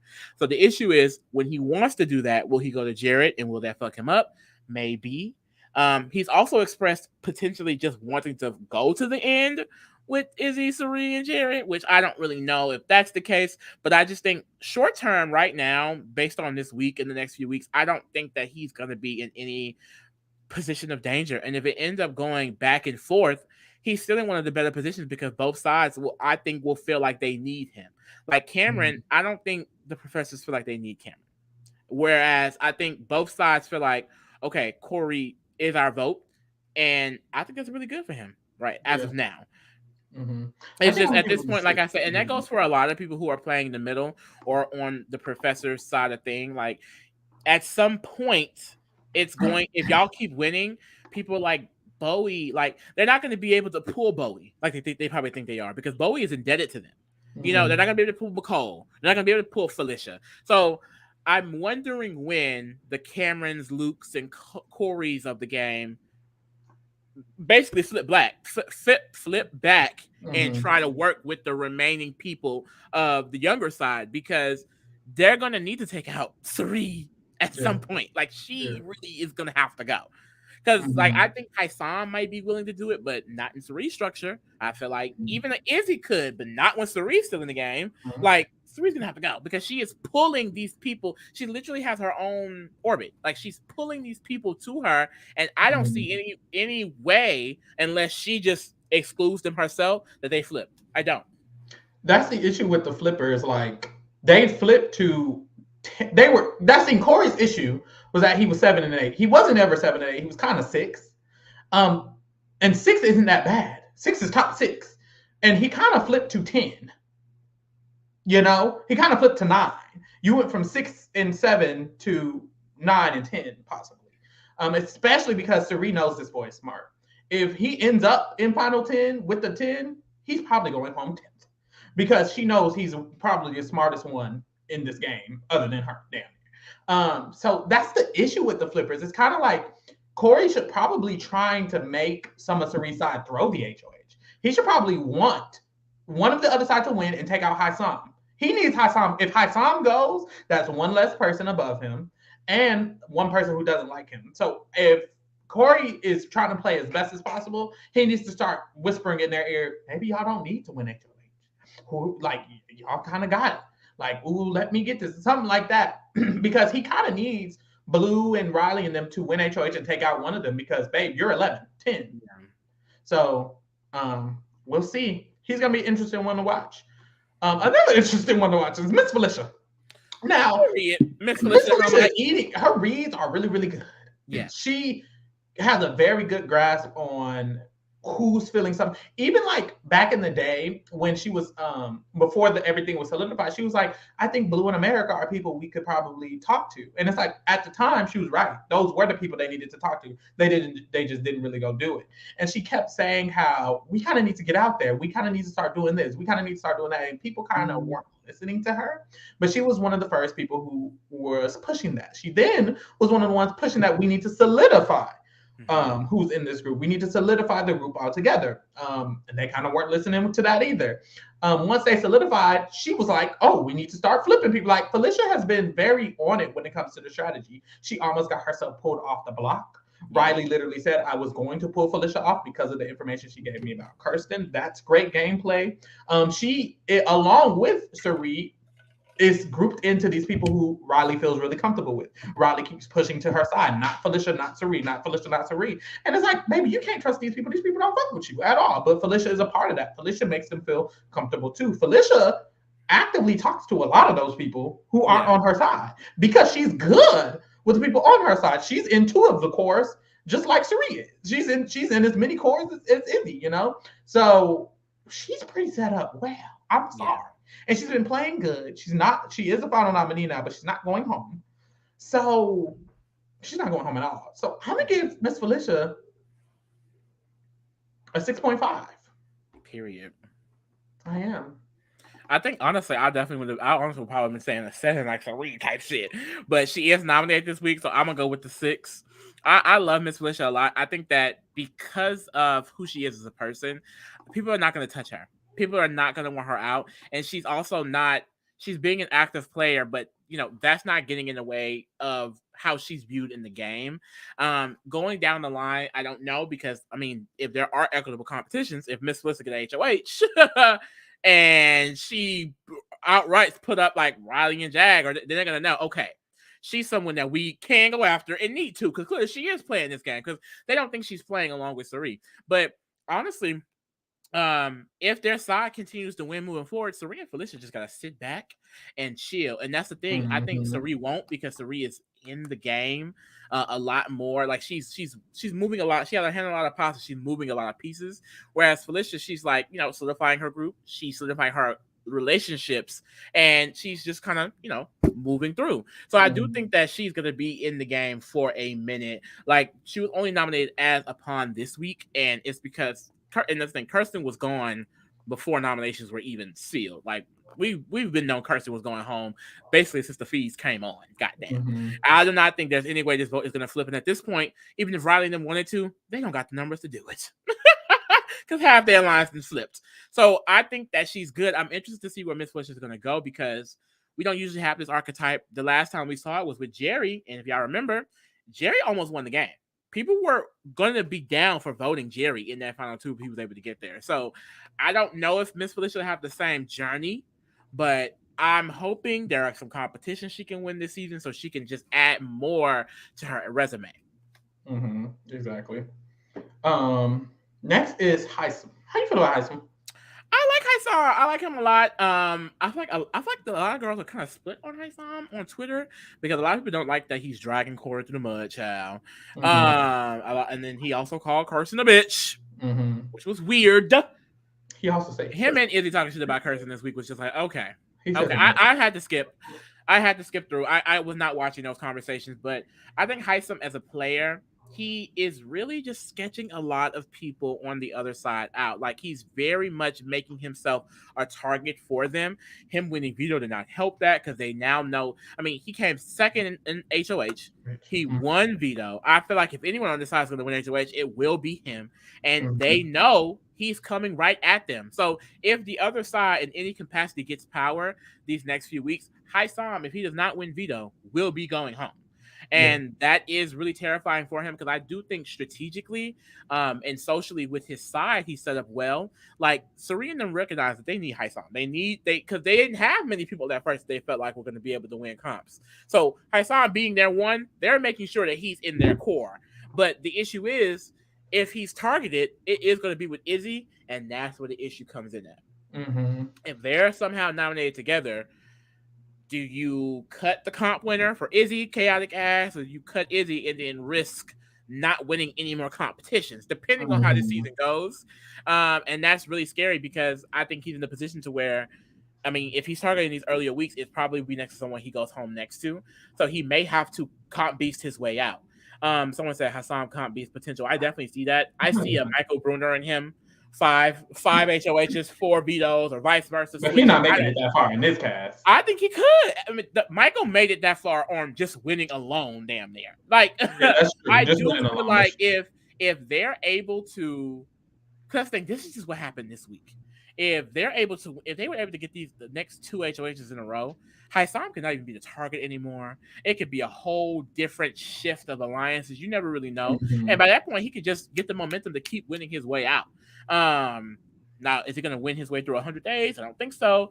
But, and that's my big issue. He's making himself a really, really obvious target. Like, people on the other side know he doesn't like them. Or if he hasn't explicitly said it, which he basically has to Cory, they get the sense that he does, because if he don't like you, it's very much resting bitch face. I don't like you. I don't care. Like, it's giving Regina George. And it's like, no, you're Hisam. And Big I Brother. wish he did better on that level, but other than that, I think he's done a good job of just really clocking the other side, realizing who was working with who, and realizing who he needed to go with. Because I feel like earlier on he wanted to kind of get with the stronger people too, but he realized no, I'm gonna go with the people who who's loyal to me and I can be loyal to them. Because honestly, earlier on, Hisam was really trying to talk to a lot of those younger people, and like a lot of the people in the game, they just excluded him. He was not in their core, and he, instead of just sitting there and being like, "Oh, I guess I'm out of it," he went to work.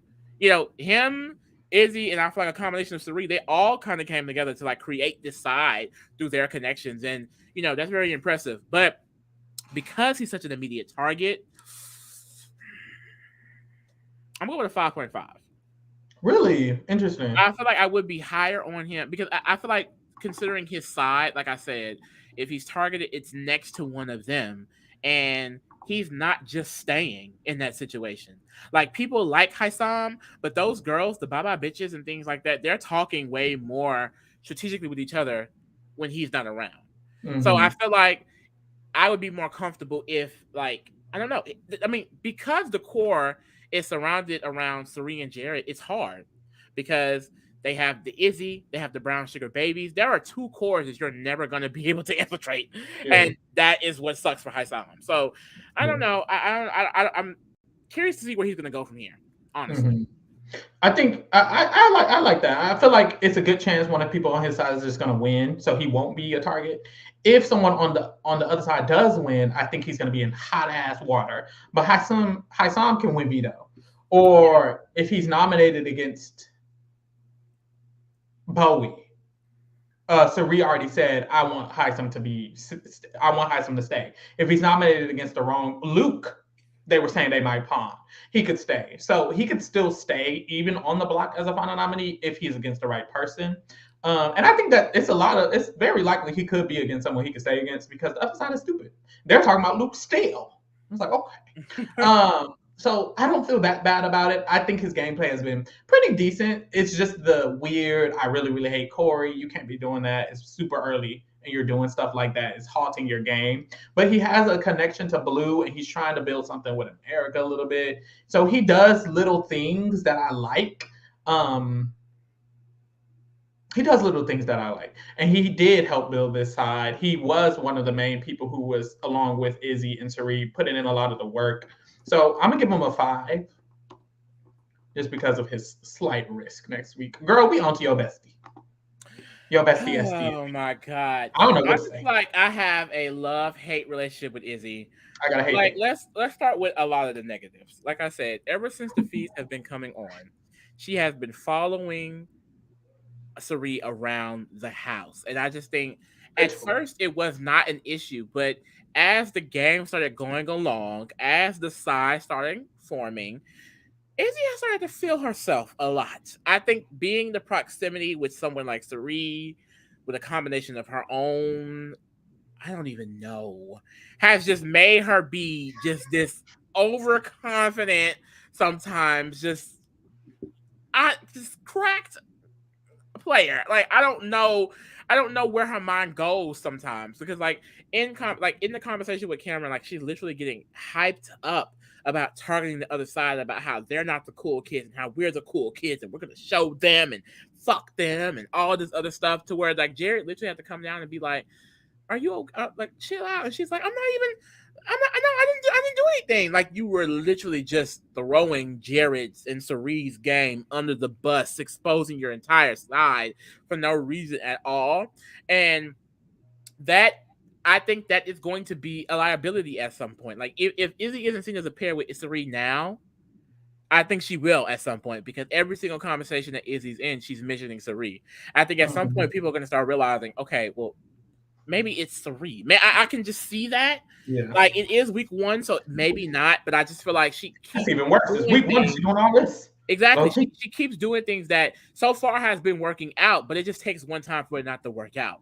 Yeah. The good thing is because she knows Izzy and Jared's secret, they're not going to outright target her. And I do think, at least for right now, they're definitely okay with her and they're very loyal to her. But I can just see how at some point it's going to get annoying. It's going to be like, okay, Izzy. Because if it's this crazy in week 1, imagine how it's going to be day 60. You know? We've been with this girl all of this time and she's still just on 10. Because I feel like there are sometimes, like, I do think Cirie overthinks, but Izzy's always overthinking and always overanalyzing, and she just puts that on Cirie. So they're just consistently just bouncing off each other with their chaoticness. It just gets crazy. It gets so crazy. And she herself was not a target for the other side. Jared was doing a great job of saying, I got Mama Felicia, I got Mama Cirie, and I got Izzy. Well, now, Izzy then put it on the motherfucking floor with Reilly, went up to Reilly and was like, look, girl, let's cut the bullshit. Let's stop the motherfucking games, bitch. There's 2 sides. We're on 2 different sides. Let's be open with each other. She claimed she wasn't. They both claimed they wasn't talking to each other and they both was lying. But she has basically now made herself out to be the leader of that side. And I think that's what she wants to be.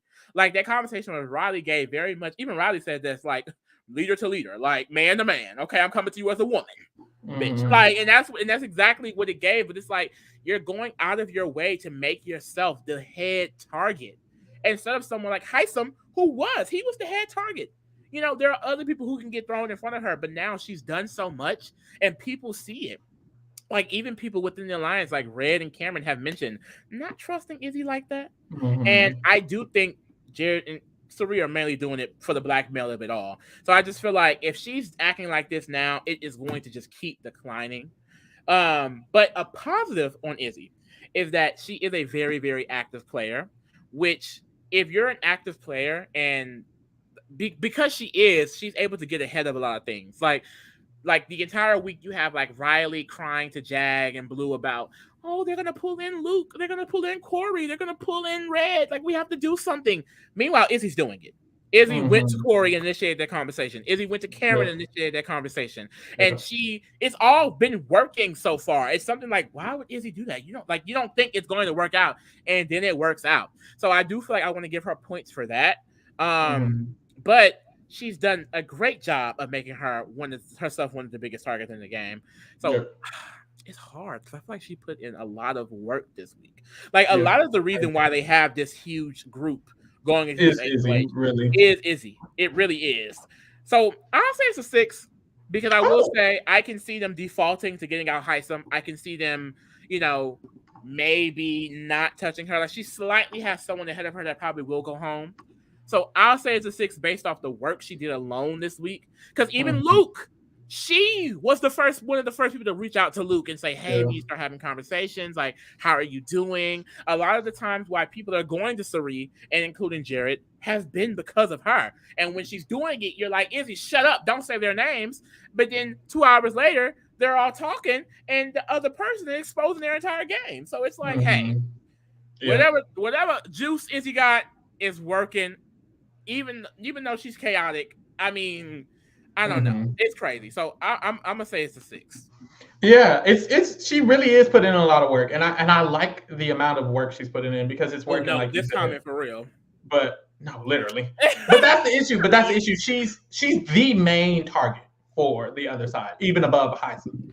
And it's like, ooh, that shouldn't be the case. And even today, Izzy, or last night when Izzy was going off and popping off, and Jared was trying to calm her down. Izzy left the room, and Jared was telling Cirie, like, we need to calm her down. And Cirie was like, no, we don't. She will go home before me. And it's like, ooh. And then Cirie said, the core is the brown sugar babies, by the way. And it's like, ooh. Because at first, I think Cirie did want Izzy in the core. And it's like, the more Izzy's doing a lot, the more Izzy is just becoming a pawn in the game for Cirie. And at first, I felt like it was an ally, it was a teammate. And now I feel like every hour, it's like, this is just someone who's going to go home before me. I have another group. I'm with Mecole and Jared. I'm with Hisam. She's making her position worse, and it's only been a week. And it's like, I love all the work she did, but honestly, the work she did was for Cirie.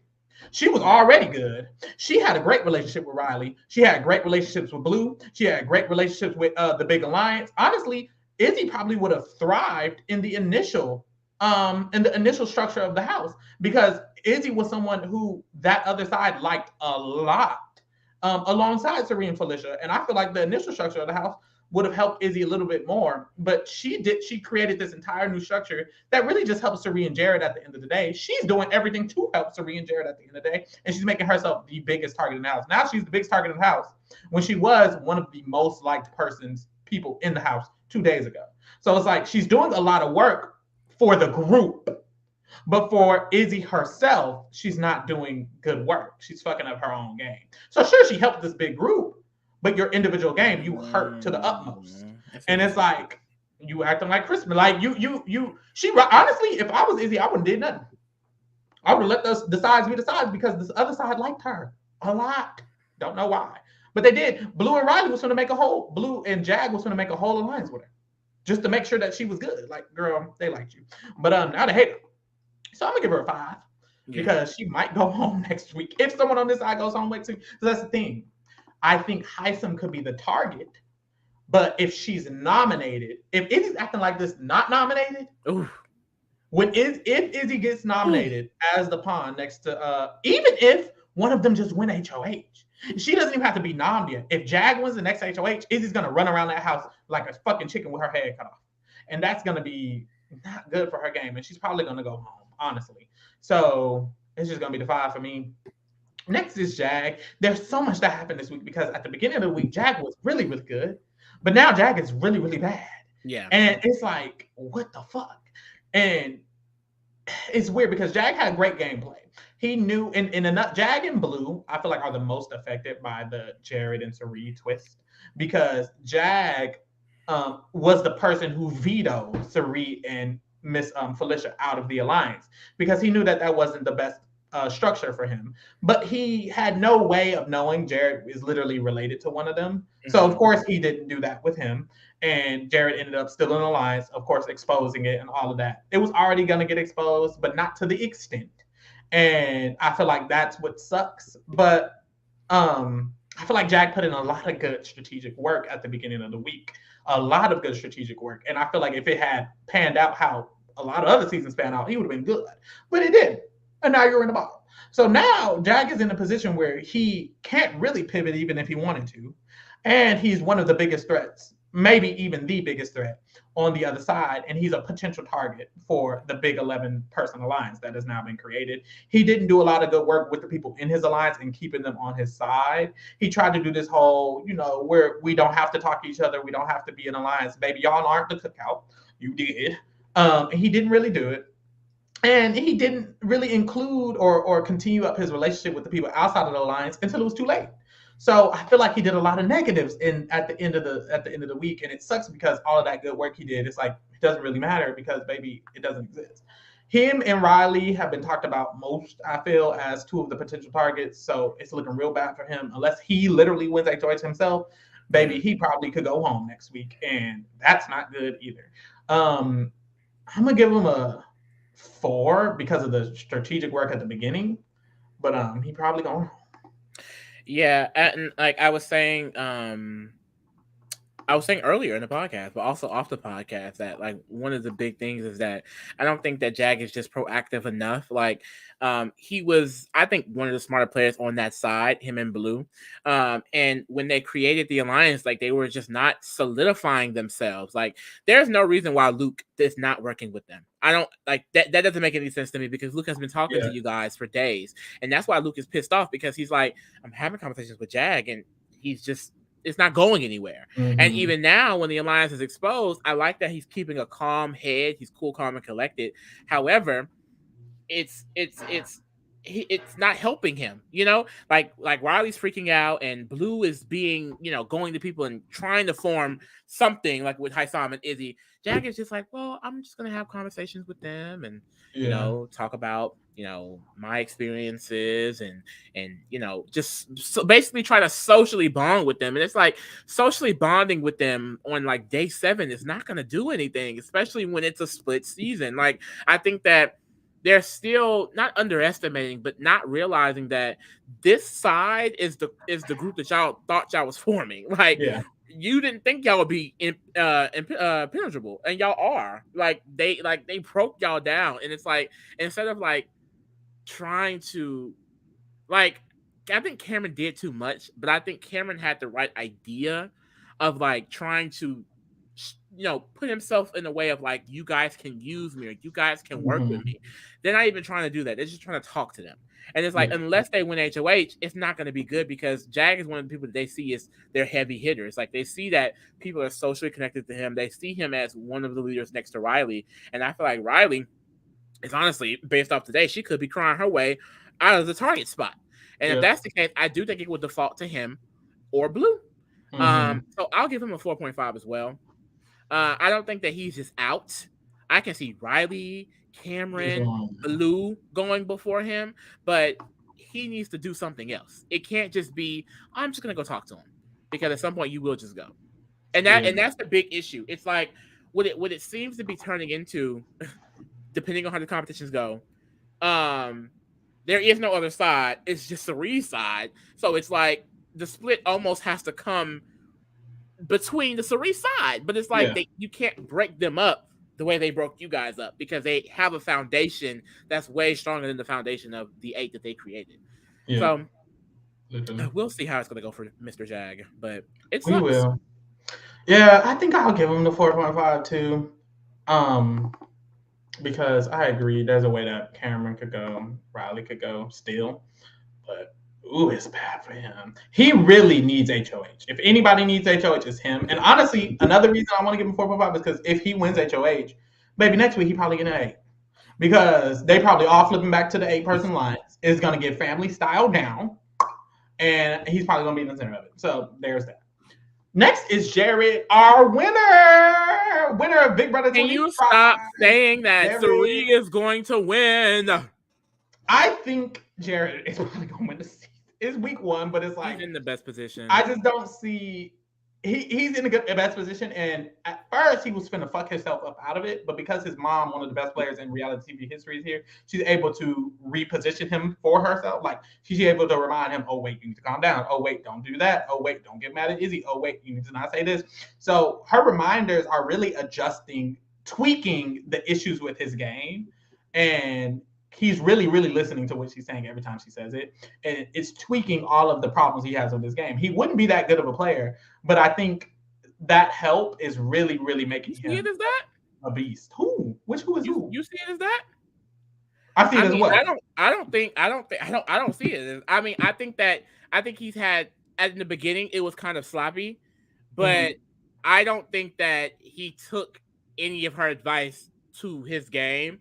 I think that what's happening now is that so much turmoil is happening from the other side being created that Jared is just out of it. I think it's both.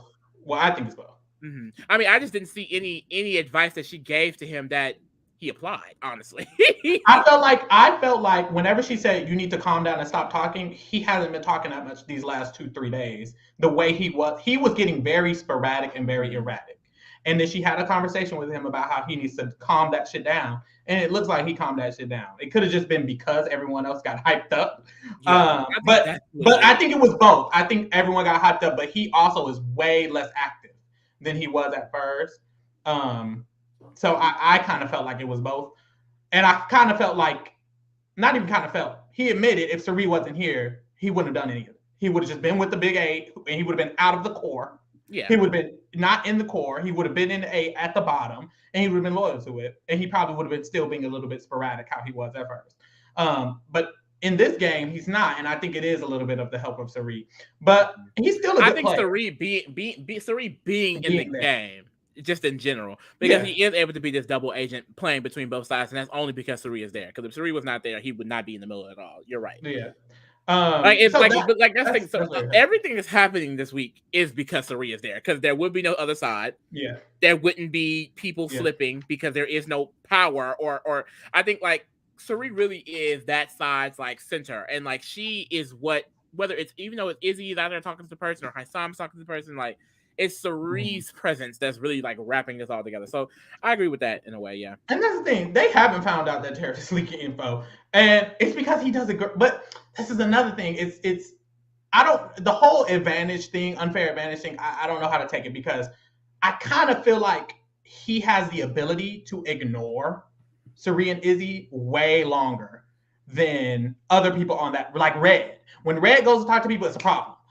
Jared doesn't have to talk to them at all. He can put a lot of time into talking to Jag and them without it being seen as threatening because Cirie got them on lock. Y'all not going to target Jared.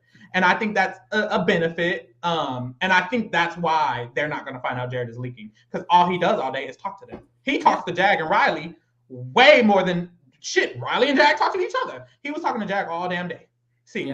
And that is a luxury. I'm not giving him I'm not saying, oh, this is why I'm going to rate him a different thing. It's not going to affect his rating, but it is a luxury that he has. He can just sit there and talk to them all day. So I don't think they're going to find out he leaked it. That's why when they're going through the people, it seemed like they almost thought it was Jared, but then they remembered they were literally talking to Jared all damn day. And he had it was like, I just had a 2-hour conversation with Jared. He's good. It's not him. Yeah. And it's like, it sucks because no, baby, it's him. But also it sucks because Jared probably, if Cirie wasn't his mama, he probably wouldn't have that luxury, but he does. So sucks for y'all. Sorry. I think he's in a super good position, probably the best, even above Cirie. I don't think anyone's going to find him out anytime soon. And I think if anything comes up, Cirie's going to nip that shit in the bud for a good long time. I think Jared is in here for the long haul. And honestly, he hasn't harmed his game that much at all. Even when he was being sporadic, no one was being mad at him. No one was mad at him for it that much at all. You know, I think people were chilling. People were still chilling. Even when I was kind of nervous. People in the house wasn't. No one was saying his name. People still not saying his name. I'm giving him an 8. Ooh. Sorry. Ooh. Yeah. Ooh. I don't see no time soon. Jared is locked for Final 5. And see, I definitely feel that it just depends on, because like I've already mentioned, there aren't really sides anymore. So if he were to win HOAs like he wants to do, he is going to just put up 2 people on the Reilly and them side, and then that's when they realize, oh, this man has been playing us this entire time. Now their numbers are dwindling, but depending on, because Cory, Cameron, Luke, even they're not in the professors, you know. So I do think there is a way that they could be pulled back over, and that could mess him up. But it just, I mean, we don't know what's going to happen. We don't know if it's going to go back and forth or whatever have you. But like you mentioned, because of Cirie being his mom, he's really able to stick with them the entire day and play socially with them well. Like in his conversations, people are he's basically just pledging his loyalty every time I feel like he's speaking with one of them, and they're being very open with him, not realizing that he's taking it all back to the other side. I think that and I will say that's what would suck overall. I feel like if Jared were to end up winning, because I think a lot of the work that's helping him is Izzy's and Cirie's, because specifically Izzy, she went to Cameron and she's like, well, I'm close with Cirie and Jared and Cory, and they're all flipping, so you should flip too. She went to Cory. She was like, well, I'm close with Jared and Izzy, and then told them to talk to Jared. He's So like, you go should talk to Jared. too. And he's in a position to where like he can play it up, like yeah, like because he has information with them, like yeah, I'm at the bottom. I feel like da, da, da, da. And then he can go right back to Jag and Reilly and them and lie straight to their face. And right now everyone's keeping him secret. I don't think that it's just something that he's going to be able to skate to the end though. I do think it could be outed or he can get caught up. And I think it could get interesting if he gets caught up because he has shown that he can go kind of sporadic. So I can see it happening again. We'll just have to see. I also do not think they are hiding the relationship that they have well at all. Like, even though people don't know that they're mom and son, he's walking around the house calling her Mama Felicia. At some point, people are going to be like, well, this is a trio or this is a foursome of some sort, So I just think that these things, like this is week one, and it is impressive, but I just do think that some of those things do need to be cleaned up if they are going to be sitting at the end. Now, there is a possibility that Cirie has done such a good job of setting up all of the groups in this 8 to where by the time they notice it, it's too late. I can see if it's like, literally if it's down to like them and a few people on the other side, it's like they have the numbers. They'll have Mecole, they'll have Izzy, they'll have Jared, they'll have Bowie, they'll have Felicia. Like, it will be too many people to go against them. And it's like, the further you go into it, he's like, well, Mecole's going to stick with them because she has brown sugar babies. Izzy's going to stick with them because she knows the secret. Felicia's going to stick with them. So there's a lot of things that's just looking good for him. But like I said, it would just suck because a lot of that strategic work, like I think he's doing great socially, but a lot of that strategic work is coming from Cirie and Izzy. So I'll definitely say it's a 7 because let's say Izzy goes. Because Cirie isn't even as active as Izzy, Izzy really out here in a lot of these conversations, like moving, like just, placing people in place. Like, you need to go talk to Cirie and Jared, have a conversation later. Because that's what Cameron ended up crying with Cirie later. She told him, you need to go speak with Cirie later. They cried, and then he got into the alliance, So I just feel like, let's say Izzy goes, or somehow Cirie gets targeted. Like, what I would like, what would Jared do on his own? And that is like, So I don't know. But for right now, I'll say it's a 7. Yeah, I do want to do a 7.5 because I said I wasn't going to factor in the fact that his mama there, but I just got you because I think Jag and Blue would have had that nigga snowed. Like, thought he was Matt and Luke had them snowed. Matt, like I just feel like he was just a little too unaware like that's the thing. Everything in the game shifted when the actual alliance was created and then he snitched. But he seemed like he didn't even know he wasn't finna be in the core of it. And it's like, how you didn't know that? So I'm gonna do a 7.5. Next is Kirsten. Girl, she going home. She did do a lot, but I don't think she did as much as a lot of other first boots and a lot of other people, and I don't think she did as much as they were saying she was doing. I felt like she's put in a lot of, decent work, but she can only do so much. She's trying to waver the line between not doing too much, but still trying to campaign.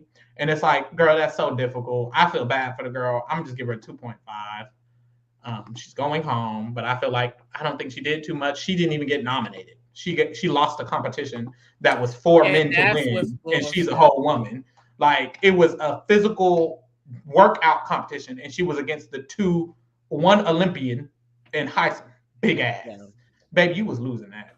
And that's the thing, she was only nominated because of that. And it's like, that's already unfair, as it is. So I'm not going to do that. I feel bad for Kirsten because I feel like a lot of people are grouping it with, like, I go to, like, Pow Pow and Joey from BB16, like, how they kind of, like, was doing too much, and that's how they became targeted because they were creating alliances here or trying to blow this up here. And, she was walking around the house spilling a lot of tea and saying a lot of things. But I do just think, like, the situation that she was put in, like you said, losing that competition, is just like, I mean, like, once the target is painted on you in that way, especially in this first week like this, like, a lot of people are just going to join the bandwagon so they don't become the first target. And I feel like that's kind of what's happening to Kirsten in this way. Like, no, like at this point, like you mentioned, like no one is even going to acknowledge her or listen to her pleas of safety because they're like, well, I mean, you're the first target. Like, you've been deemed the first target. You have to go, and then the game can start. Like, people are not even acknowledging her as a player in their mind when they're thinking about the next week or the week after because they already think that she's out. And I think like she could flip it now. She could try to go to Reilly and them and be like, this is a side. Clearly, you need me as a number. Whoop de whoop de whoop. But it's just like that would still take a lot because you have people like Felicia and Cirie who Reilly feels like she's with. So it's like there's a lot going into why she will not be able to overcome this. I think the big issue is that she wasn't a fan. She didn't understand the game that well, and she kind of just got put into a situation. I mean, that was going fast. Like, this is a very, very quick first week. Her and Luke were the only two out of groups, and they know the least about the show. So it does suck, but I'll just say it's a 2, unfortunately. Why are you saying Reilly for the self-evict, girl? Girl, it's not giving Paloma, is it? They said fee's been down for an hour. And she was going so the eviction is canceled. Oh, that's what it's canceled. Let me move yes, please, God. Please tell me that's what's happening. Please tell me that's what's happening. I would gag if Kirsten stayed because that girl quit. It would be BB24 all over again. So did she go into the diary room and then they ended up going? She's been in there a while and the fees went off. I don't trust Twitter because Twitter be saying shit. I don't trust Twitter. I'm just seeing the fact that the fees have been off for an hour. Why are the fees off for an hour? Send her ass home. Please, please do it for us. Do it for us. I will say she just seems emotionally exhausted. Like Reilly. She hasn't slept. She hasn't slept and like she basically said today, like this isn't how I want to be perceived. Like I don't. She did not realize how nasty Big Brother can get, and she has been emotionally stunted because of it. Like it's really sad to see because she's breaking down. Every conversation, this girl is breaking down. So, baby, if you need to bow out, and Kirsten said, "Girl, they said he's only been off for 20 minutes." Oh, Twitter just be talking. Someone said Kirsten's karma. That would be nasty. But yeah, I just feel like it really sucks for Kirsten because, and she even got emotional this week because I think she was feeling the same thing. Like people who she thought she would have an indebted trust in, they were some of the main ones throwing her under the bus. So, I mean, it sucks, but we're here now. Yeah. Boom, on to Luke. Luke not doing nothing. Wasn't even included with the white people, how usually they are. So it's like, you're not even doing that. He don't got no friends for real. Matt don't like him because he said, Matt, don't worry about what we talking about when Matt asked him what somebody said. So Matt's finna pop. That's what he said to Luke, Matt, for real? Yes. Matt told America. What did he say to Matt? Girl, Matt told America. I actually have the update pulled up by accident right here. Matt told America that Luke asked, and he asked this to people all the time, but he asked Matt asked Luke, hey, can you let me know what we're saying? And Luke was like, don't worry about it. And Matt said he keeps telling him that. He always tells him that whenever he's asked to explain what's going on. So Matt was like, that's why I don't like him, and he's finna be nommed. So Luke's finna go be nominated by his own people. I mean, it's crazy because it's both sides of the coin. Like the 8 should never have been ostracizing them from their group. Luke only spoke to them. Yeah. And they felt like he didn't speak to them enough. They're like, literally, when they kept talking about thinking about adding Luke, they were like, he really just doesn't talk to us that much. So it's like, we really don't trust him that much. We really don't like him that much. And it's like, he's just bad at the game. Yeah. If that's the case. But now it's to the point where like these people that he's been close socially with, he's realizing that they're working together against him. He's been told that Reilly was going to backdoor him this week. So he's fired up and he's over it. That Sagittarius energy that he talked about preseason is coming out. Because every time he talks about that side, he's calling them idiots. He's calling them dumb. He feels like Jag and specifically Jag is like trying to boss him around or like question him and things like that. It's like it's crazy. Like that's why I said I started believing the twin rumors because I'm like, this man woke up and was just like, well, fuck them. I'm in the game now. But like I said, it's bad because even though he's with Cirie and them side, I don't think that they're necessarily just loyal to him. I think he could easily be put up. And if, let's say, literally, if Matt win and put up Luke, it's like, what? Because at the end of the day, if he goes up, he's going to go home. Regardless, at this point, if he goes up, he's going to go home. And if he's put up by people that should be working with him or at least trying, then that is crazy. So it's going to be a 3 for Luke. I don't need Luke to do a little bit more, but I think that the way he is, like, and I said this preseason, like, this man is clearly in the clouds. I don't think he's on planet Earth, and he's proven that in the game. So I don't think Luke will ever be in a position or a space to where he's going to be able to really get out of this spot fully. Yeah, Like I he's think gonna be sitting like this he'll until be he goes dragged home. along, but he doesn't Yeah. have the game sense to really work his way out of this. I mean, unless, like I said, it just goes this back and forth and the people start shifting, which could happen. This was a crazy first week. I can see how this season, this voting block shift here. Yeah. We do this here, a group works here. He might be good because now he's in a free agent position, but I think he's also someone that can fuck that up himself, because the reason why he even got in this position is because he actively just, stayed away from game talk. Like, they didn't want to include him because he didn't want to talk game. And now he's down to talk game, but they don't want him. And now Serena locked him up, but they're not sharing any real secrets with him. So it'll just be really interesting to see his path from here. I kind of wish he just did go home this week. But Reilly is not real enough. Like, that's the thing, girl. Like, you could have just got out Luke and been good. But no. Been good. She would have been bad. Would have been bad. But I mean, they bad either way. So Luke could have been going home without Kirsten.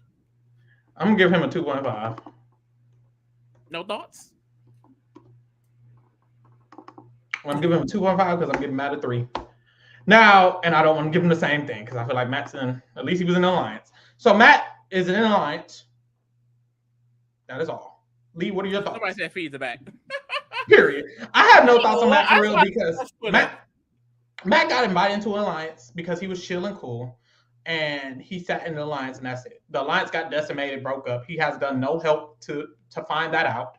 He's done no help to keep the alliance together. They asked him to reel in Luke, and he didn't reel in Luke. That was his job. He didn't do it. Blue was worried about Hisam and them. You need to be worried about Luke. He didn't do that. He's done not much at all. He doesn't even have the best relationships in the alliance. It's only 5 people, and America's closer to all of them than him.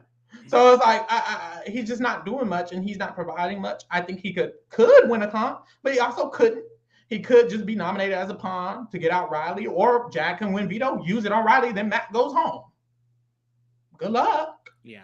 So it's 3 for me. Not much. I feel bad for Matt because a lot of the reasons why I think he's not too involved, at least socially, is because, I mean, he mentioned on the feeds this week, like, he can't hear in group conversations. So he, he has to speak in very specific ways. And usually when it's about, one-on-one situations, and he's been doing a lot more one-on-ones, but for the most part, he really has not been able to communicate in these group settings, which they mainly speak in.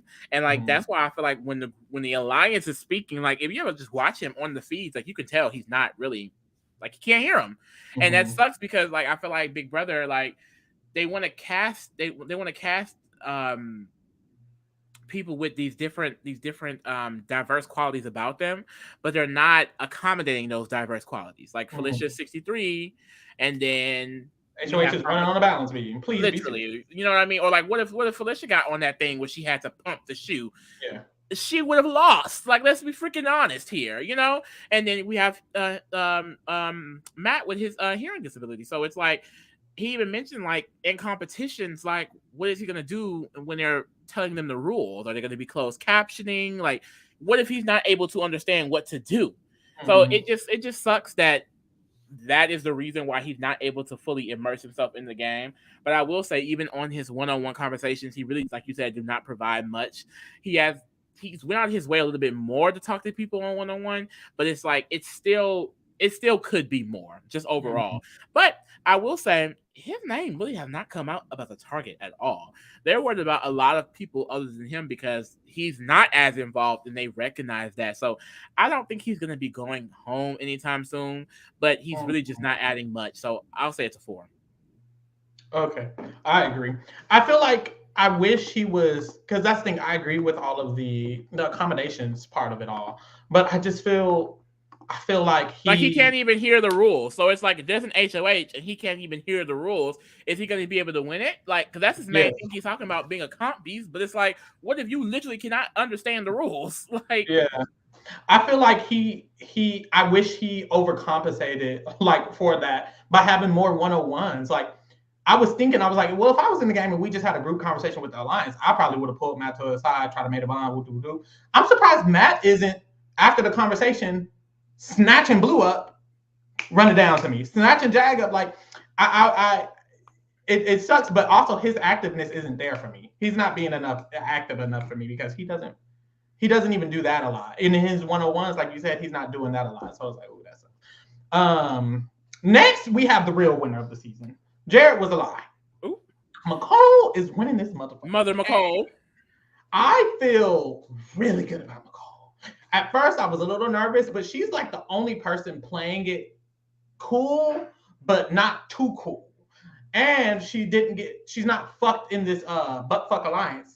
And she's playing it cool. Like America and her, I guess there's similarities. I feel like Mecole's doing a little bit better. She has a bond with Cory that she's keeping up, and she approached America about a little bond that they can have to do the little whole two sides thing. And she's in this big group with the 11. She's in the core, kind of. She's in one of the cores with the brown sugar babies. And I think Mecole just isn't going to be anyone's target for a good long time. And she seems to have a great game since she knows who to talk to, when to talk to them, what to talk to them about, and how to get them kind of on her side. And I love that for her. Honestly, I think she's the only one who was able to successfully play week one like week one. Mm-hmm. Like, don't do too much, don't get caught up, stay in a good position, but also not be a target. And I think she did it really, really well. And I think she's in a great position. I kind of wish she had a little bit more longevity. Like, she only has the brown sugar baby core, and it's like we never know how true Cirie is. She's also in the Bye Bye Bitches core. Oh, she's also in the Bye Bye Bitches. And I'm not sure how true, because like Cirie is with her son. Jared and Cirie are always going to be the real core. So it's like they can choose wherever the fuck they want to choose, you know? So it's not like the strongest thing for me, but I still love it for her. And I love her gameplay, but it's just not the typical active gameplay. It's kind of like I'm laid back, I'm gonna have my bonds here and there, and I'm gonna make sure I'm doing this, and this. So it's like I'm kind of like, let's see where this goes for her. So I'm gonna give her a 7. I'm gonna give her a 7, and I'm gonna see where it goes for her. I think Mecole's in a good position. I definitely would just need to see her with a little bit more. Like, I think she has social connections, but she's no one's number one. And that can be a good thing when regarding, like, you know, safety. Because I think she's surrounded by a lot of people who are going to be targeted in front of her by the other side. Of course, if her side wins, she's good. She's in 2 cores that are probably going to be towards the end of this game. But it's just that, like, I don't think anyone is looking out for Mecole on that level. She reached out to this thing with America, which I don't really think is going to go anywhere. I mean, it could at some point, but I want her to really work on this thing with Cory. I think her and Cory could actually be a pretty good duo, because at the end of the day, because Cirie and Jared are related in that way, like, no one should be going to the end with them at all. And my fear is that Mecole will be going to the end with them, because you also got the brown sugar baby thing. She actually really enjoys their company and things like that. So I think that is what's scary about her, because I think she will be safe because of proximity. But I mean, once they want her to go home, I think she'll just easily go home, because she has no one looking out for her in that way. There's a lack of agency that she has because of the positioning she's in. Like, the other side did not want to bring her in, which I don't understand. And then Cirie and them side, they have brought her in, but they are all interconnected. And I just feel like Mecole always just get left out a little bit.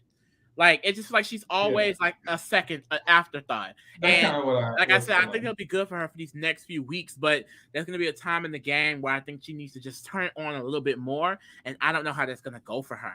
And that kind of scares me, because if it stays a split and the other side win, they keep going back and forth. If it gets to the point where Cirie's side just decimated a little bit, she's going to be the pawn to go up. She's going to be one of the people that could potentially go home in some way.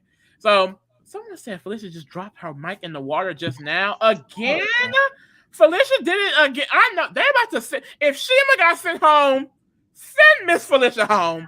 Because it's getting out of hand. This is like number 6. You can't keep. Why is she around so much water? Right. Fuck.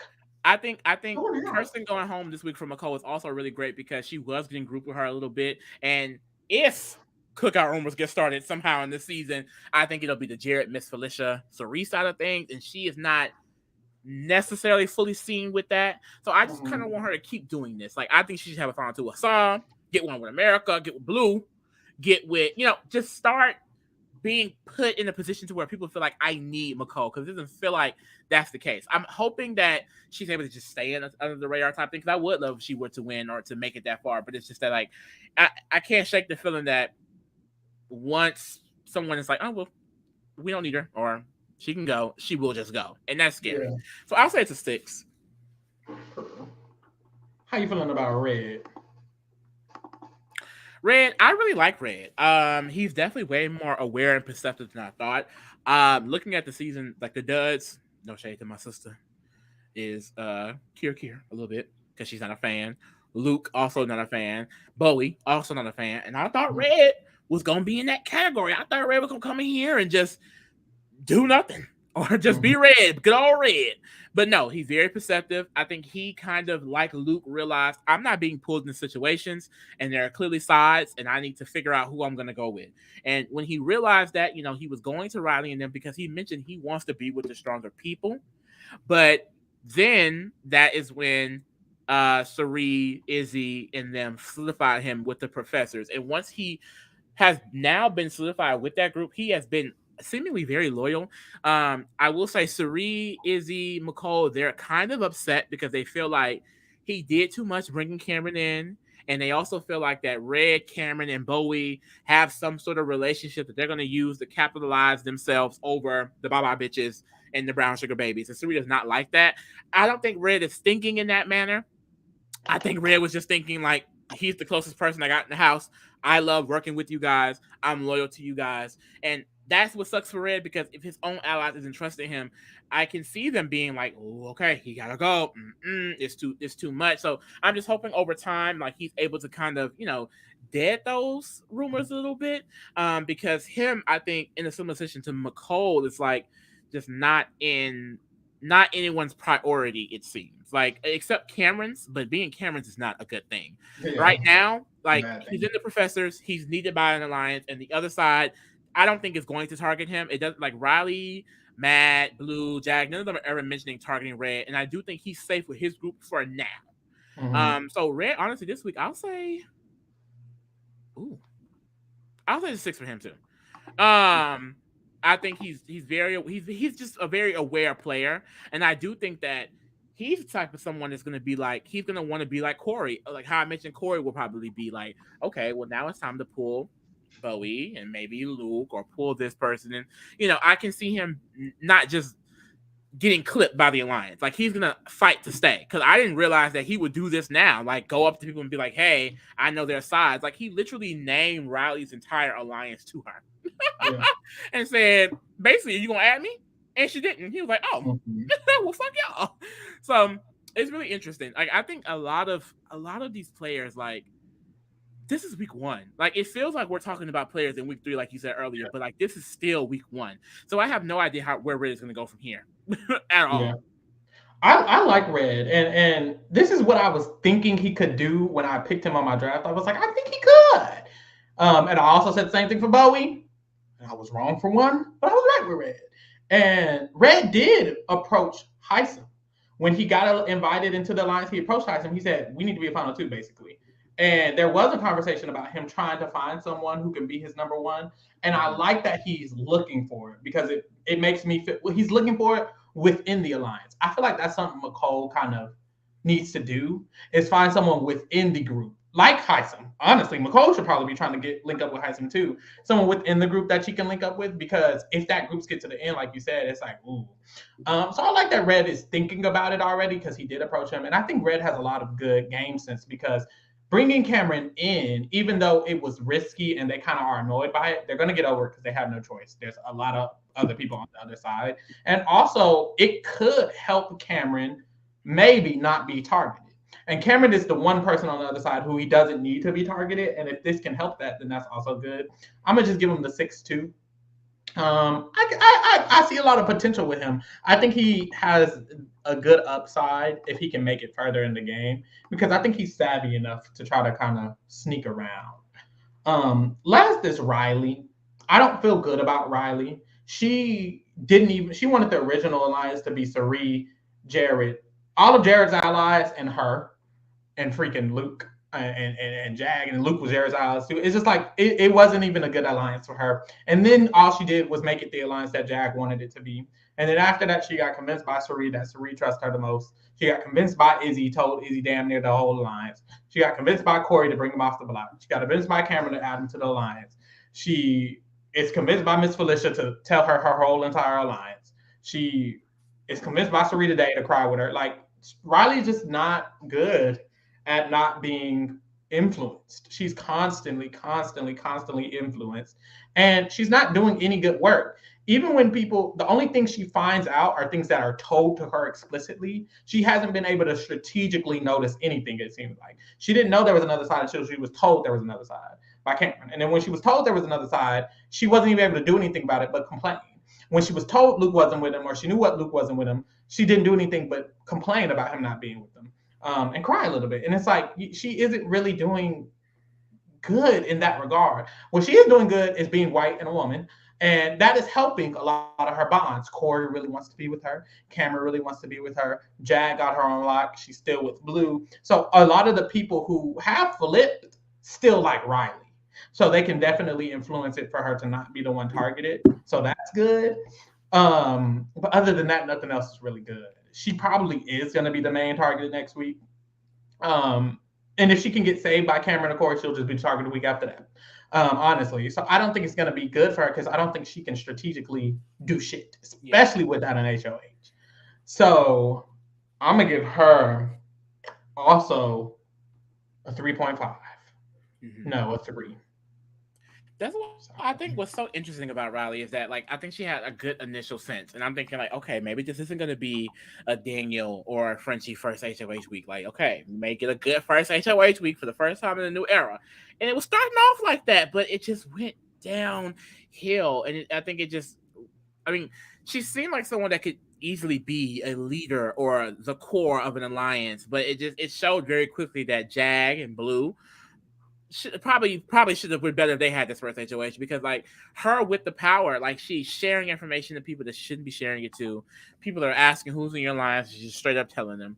But one thing I do think that Reilly has done well is that, I think I mentioned this earlier, like everyone in her core, her group, they still want to work with her. Even people who are flipping. Cory is still saying, I will not put you up. I'm not coming after you. Cameron is going to the other side vouching for her. And I do think there are people on the other side who are looking at her as a threat, but even Izzy mentioned, like, she has self-imploded so much that, like, should we really be targeting her? I personally do not think Reilly should be targeted at all. I think it should be Jag. I think it should be Blue. I think Matt can go over her. I think that she has proven that she is just not cut out for this game. Like, if she wins again, who's to say she won't just listen to what Cirie and Felicia say to do? Literally. Yeah. I think that she is so snowed easily by a conversation that you can keep this girl and she will be okay. Like, get out. If you get out Jag, you get out Blue, she's lost. Yeah. Like, she actually listens to Cameron's advice. That's how in the clouds Reilly has gotten. Like, I just think that she really is not cut out for this game. Like, emotionally, she has been breaking down this entire week. So I say leave her in the game. Like, she's just gonna self-implode. Like, she's not able to create these social connections that she needs. Like, that's why she wanted her 8 for those safety reasons, but now that the 8 is diminished, she's lost. She's fully lost because she isn't able to go and create any other relationships. But I don't know, because right now, are they saying still her? Are they still saying target her? They're saying Cameron, her, or Jag. Mm-hmm. They haven't fully they've actually been mostly saying Cameron today. It changes every day though. It changes every day. So I think it'll probably end up on Jag, because they've been saying a little bit this night, Jag is the strongest one, they believe. And Jared has been saying that too. That's what I'm saying. I think that she still has a chance to not necessarily go so soon. But Reilly's the type of girl. She gonna go home next week. She'll win the third HOH, and then she'll have to go. So I'll say it's a 3.5. That's good. I don't think that she's down and out, because, like, honestly, socially, I think she's done well for herself. She would be doing better if she would get out of her HOH room and actually go talk to the other side. I genuinely feel like if she kept open communication with the professors, that she would not have been in this situation. But someone just said it, like she isolates herself. Like she sat in the HOH room all week talking to her group. And then when they found out about them, she just sat up there more. Like nothing else has changed. And now it's to the point to where like they don't want to hear it. They don't want to talk to you now. So what are you gonna do? I just peeped the top 4. He be looking so biased. That was not on purpose, y'all. He be looking so biased. Our bias is showing. Oh my god! I feel like it's not giving bias. It's giving accurate. No, is it I feel like it's giving accurate. I mean, they're in one of the cores of the strongest lines. That's literally the core of the strongest them is Jared. Like Jared is able to feed them information. So whatever core that Jared and Cirie have, now is going to be at the top. Yeah. So if you can't see, we have Cirie and Jared at the top. They're tied with 7.25. Makes sense. They kind of had an advantage, just a little bit. So I mean, hey, makes sense. After that, we have Mecole 6.5, Felicia 6.25, Cory and Red both with a 6, Izzy with a 5.5, Hisam with a 5. This is just the alliance. It makes sense. This is literally the big alliance, like the main people in that side, and then the people who aren't in that side are at the bottom.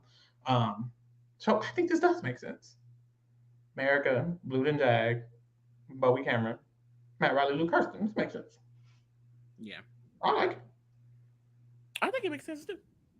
I think it's definitely going to shift. I think for like entertainment purposes. Well, that's the thing. I feel like even if Serena's side stays in power, Izzy's on that side. Do y'all think that it's going to be a boring season? It's definitely not going to get boring. It's not going to get boring. It's just, it depends what you want. Some people just want a split season.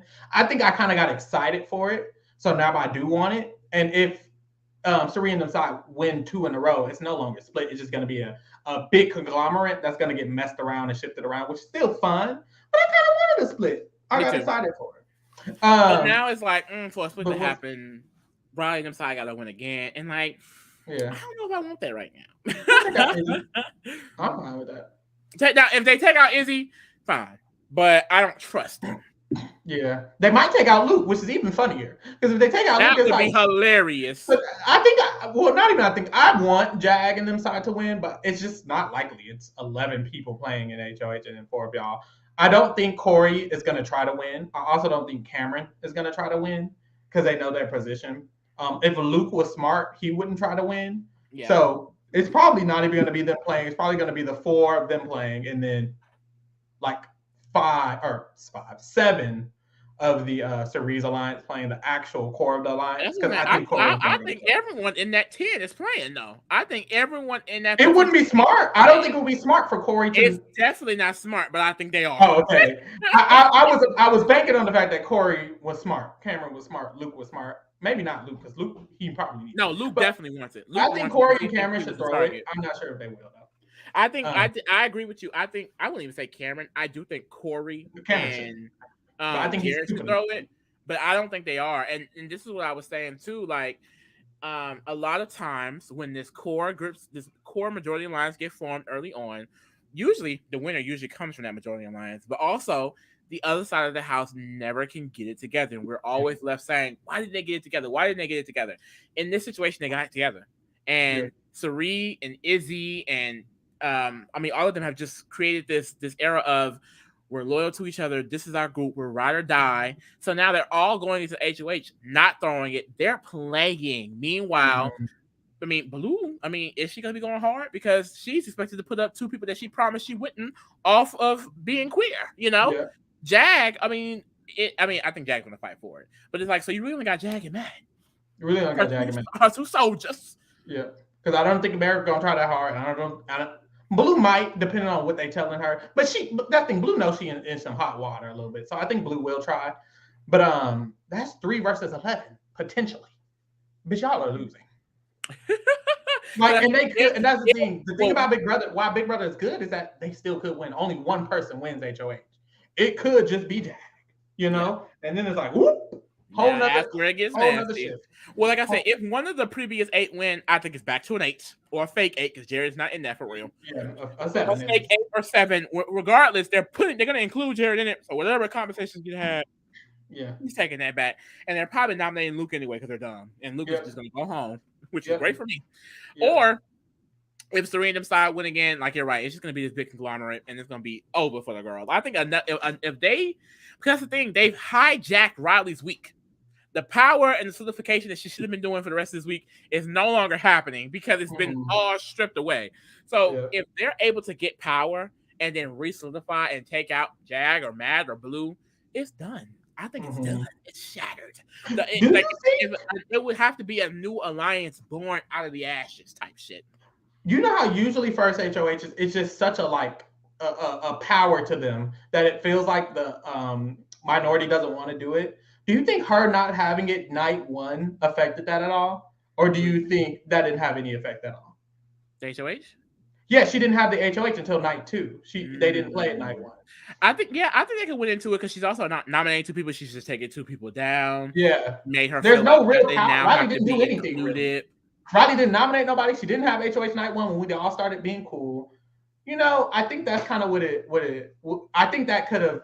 They also just suck, but I think that could have also been a slight. Because also the house split that first night. It was basically splitting that first night. Yeah. And like if Reilly was HOH night 1, I mean, maybe. With the other side would have had to be talking to Reilly instead of each other. They couldn't be Izzy, Cirie, and Felicia all around each other because they would have all been begging Reilly for safety. They would have all been begging that side to bring them in. Mm-hmm. So honestly, that definitely probably was an effect because they didn't have to focus on Reilly. They could focus on their own personal relationship that first night. But who knows? It probably still gets crazy because, okay, let's say Kirsten gets nominated by Reilly. Mm-hmm. Who is Reilly going to put up? Who, like Luke? I don't think she would put up Luke this early. So it's like, it still would have been probably bad for her in the long run because regardless, Cirie and them were probably going to do this, get their side, get their numbers, and go against whatever Reilly was going to form. So sucks for her, but we're here, child. What do you think is going to happen? Like, who do you think is going to win? Like, what are your predictions for next week, at least? Not the season, because, baby, I don't know what the fuck. I can't even predict next week. It depends on who wins HOH. Tomorrow. It depends who wins HOH. I want Jag or Matt or Blue to win HOH because I want split a little bit more than I want a Cirie one. My issue is that I feel like if Cirie's side starts winning, Cirie or Jared are just winning the season, which is wonderful. Love that. But it's also a little bit predictable. Like I can predict right now, week 1, that Cirie or Jared could win.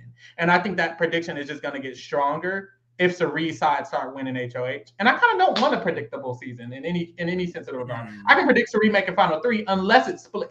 If Jag or them win, then it's like a little bit less predictable. I'm a little bit like, ooh, Cirie got to put in some work. How is she going to get in? But if Cirie's side starts winning, Cirie's winning this fucking game. Or Jared. I mean, personally, and that's the thing. I honestly, it would just suck to see all the work that Cirie go into and then Jared end up winning. Like, and now if Jared starts to show himself, I feel like being a better player than his mom, and then he gets to the end and cuts her, or she gets cut and he wins, that's something. But it's like, I don't mind watching Cirie just walk to the end.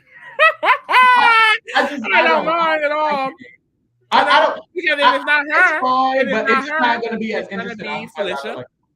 If it's not her, it's going to be Felicia. It's going to be Mecole, which is also good. I'm not mad. Period.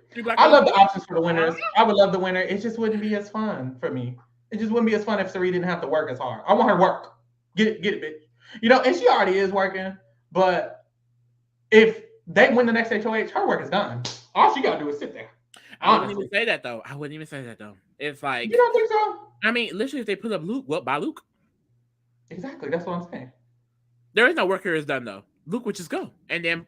Cirie's work is done. It's like, Cirie's good. Oh, you're right. Mm-hmm. That's what I'm saying. Like, Cirie's is set for the end. If Cirie's side wins the next time, she doesn't have to do anything for the rest of the game, which is great. That's bold to say, though. That's still bold to say, because, like, anybody can still, it's week 1. It's still just week 1. So we have to see. We do have to see. We do have to see. But yeah, those are my feelings. Those are my thoughts. Boom. Any more thoughts? This was a long one because week 1. No, it was giving week 4. And 3 and 2 and 1 all in one. That was a Oh, lot. I'm kind of tired. yeah, girl. Thank y'all for being here. We're also going to be here Thursday right after the live eviction. We're going live, so be tuned for that. We'll be here every Tuesday, every Thursday. BBTs with TRK. Make sure you follow us at T Reality Kingdom. Make sure you subscribe. Make sure you tell your friends, and make sure you like. Thank you. We are going to bed. Bye.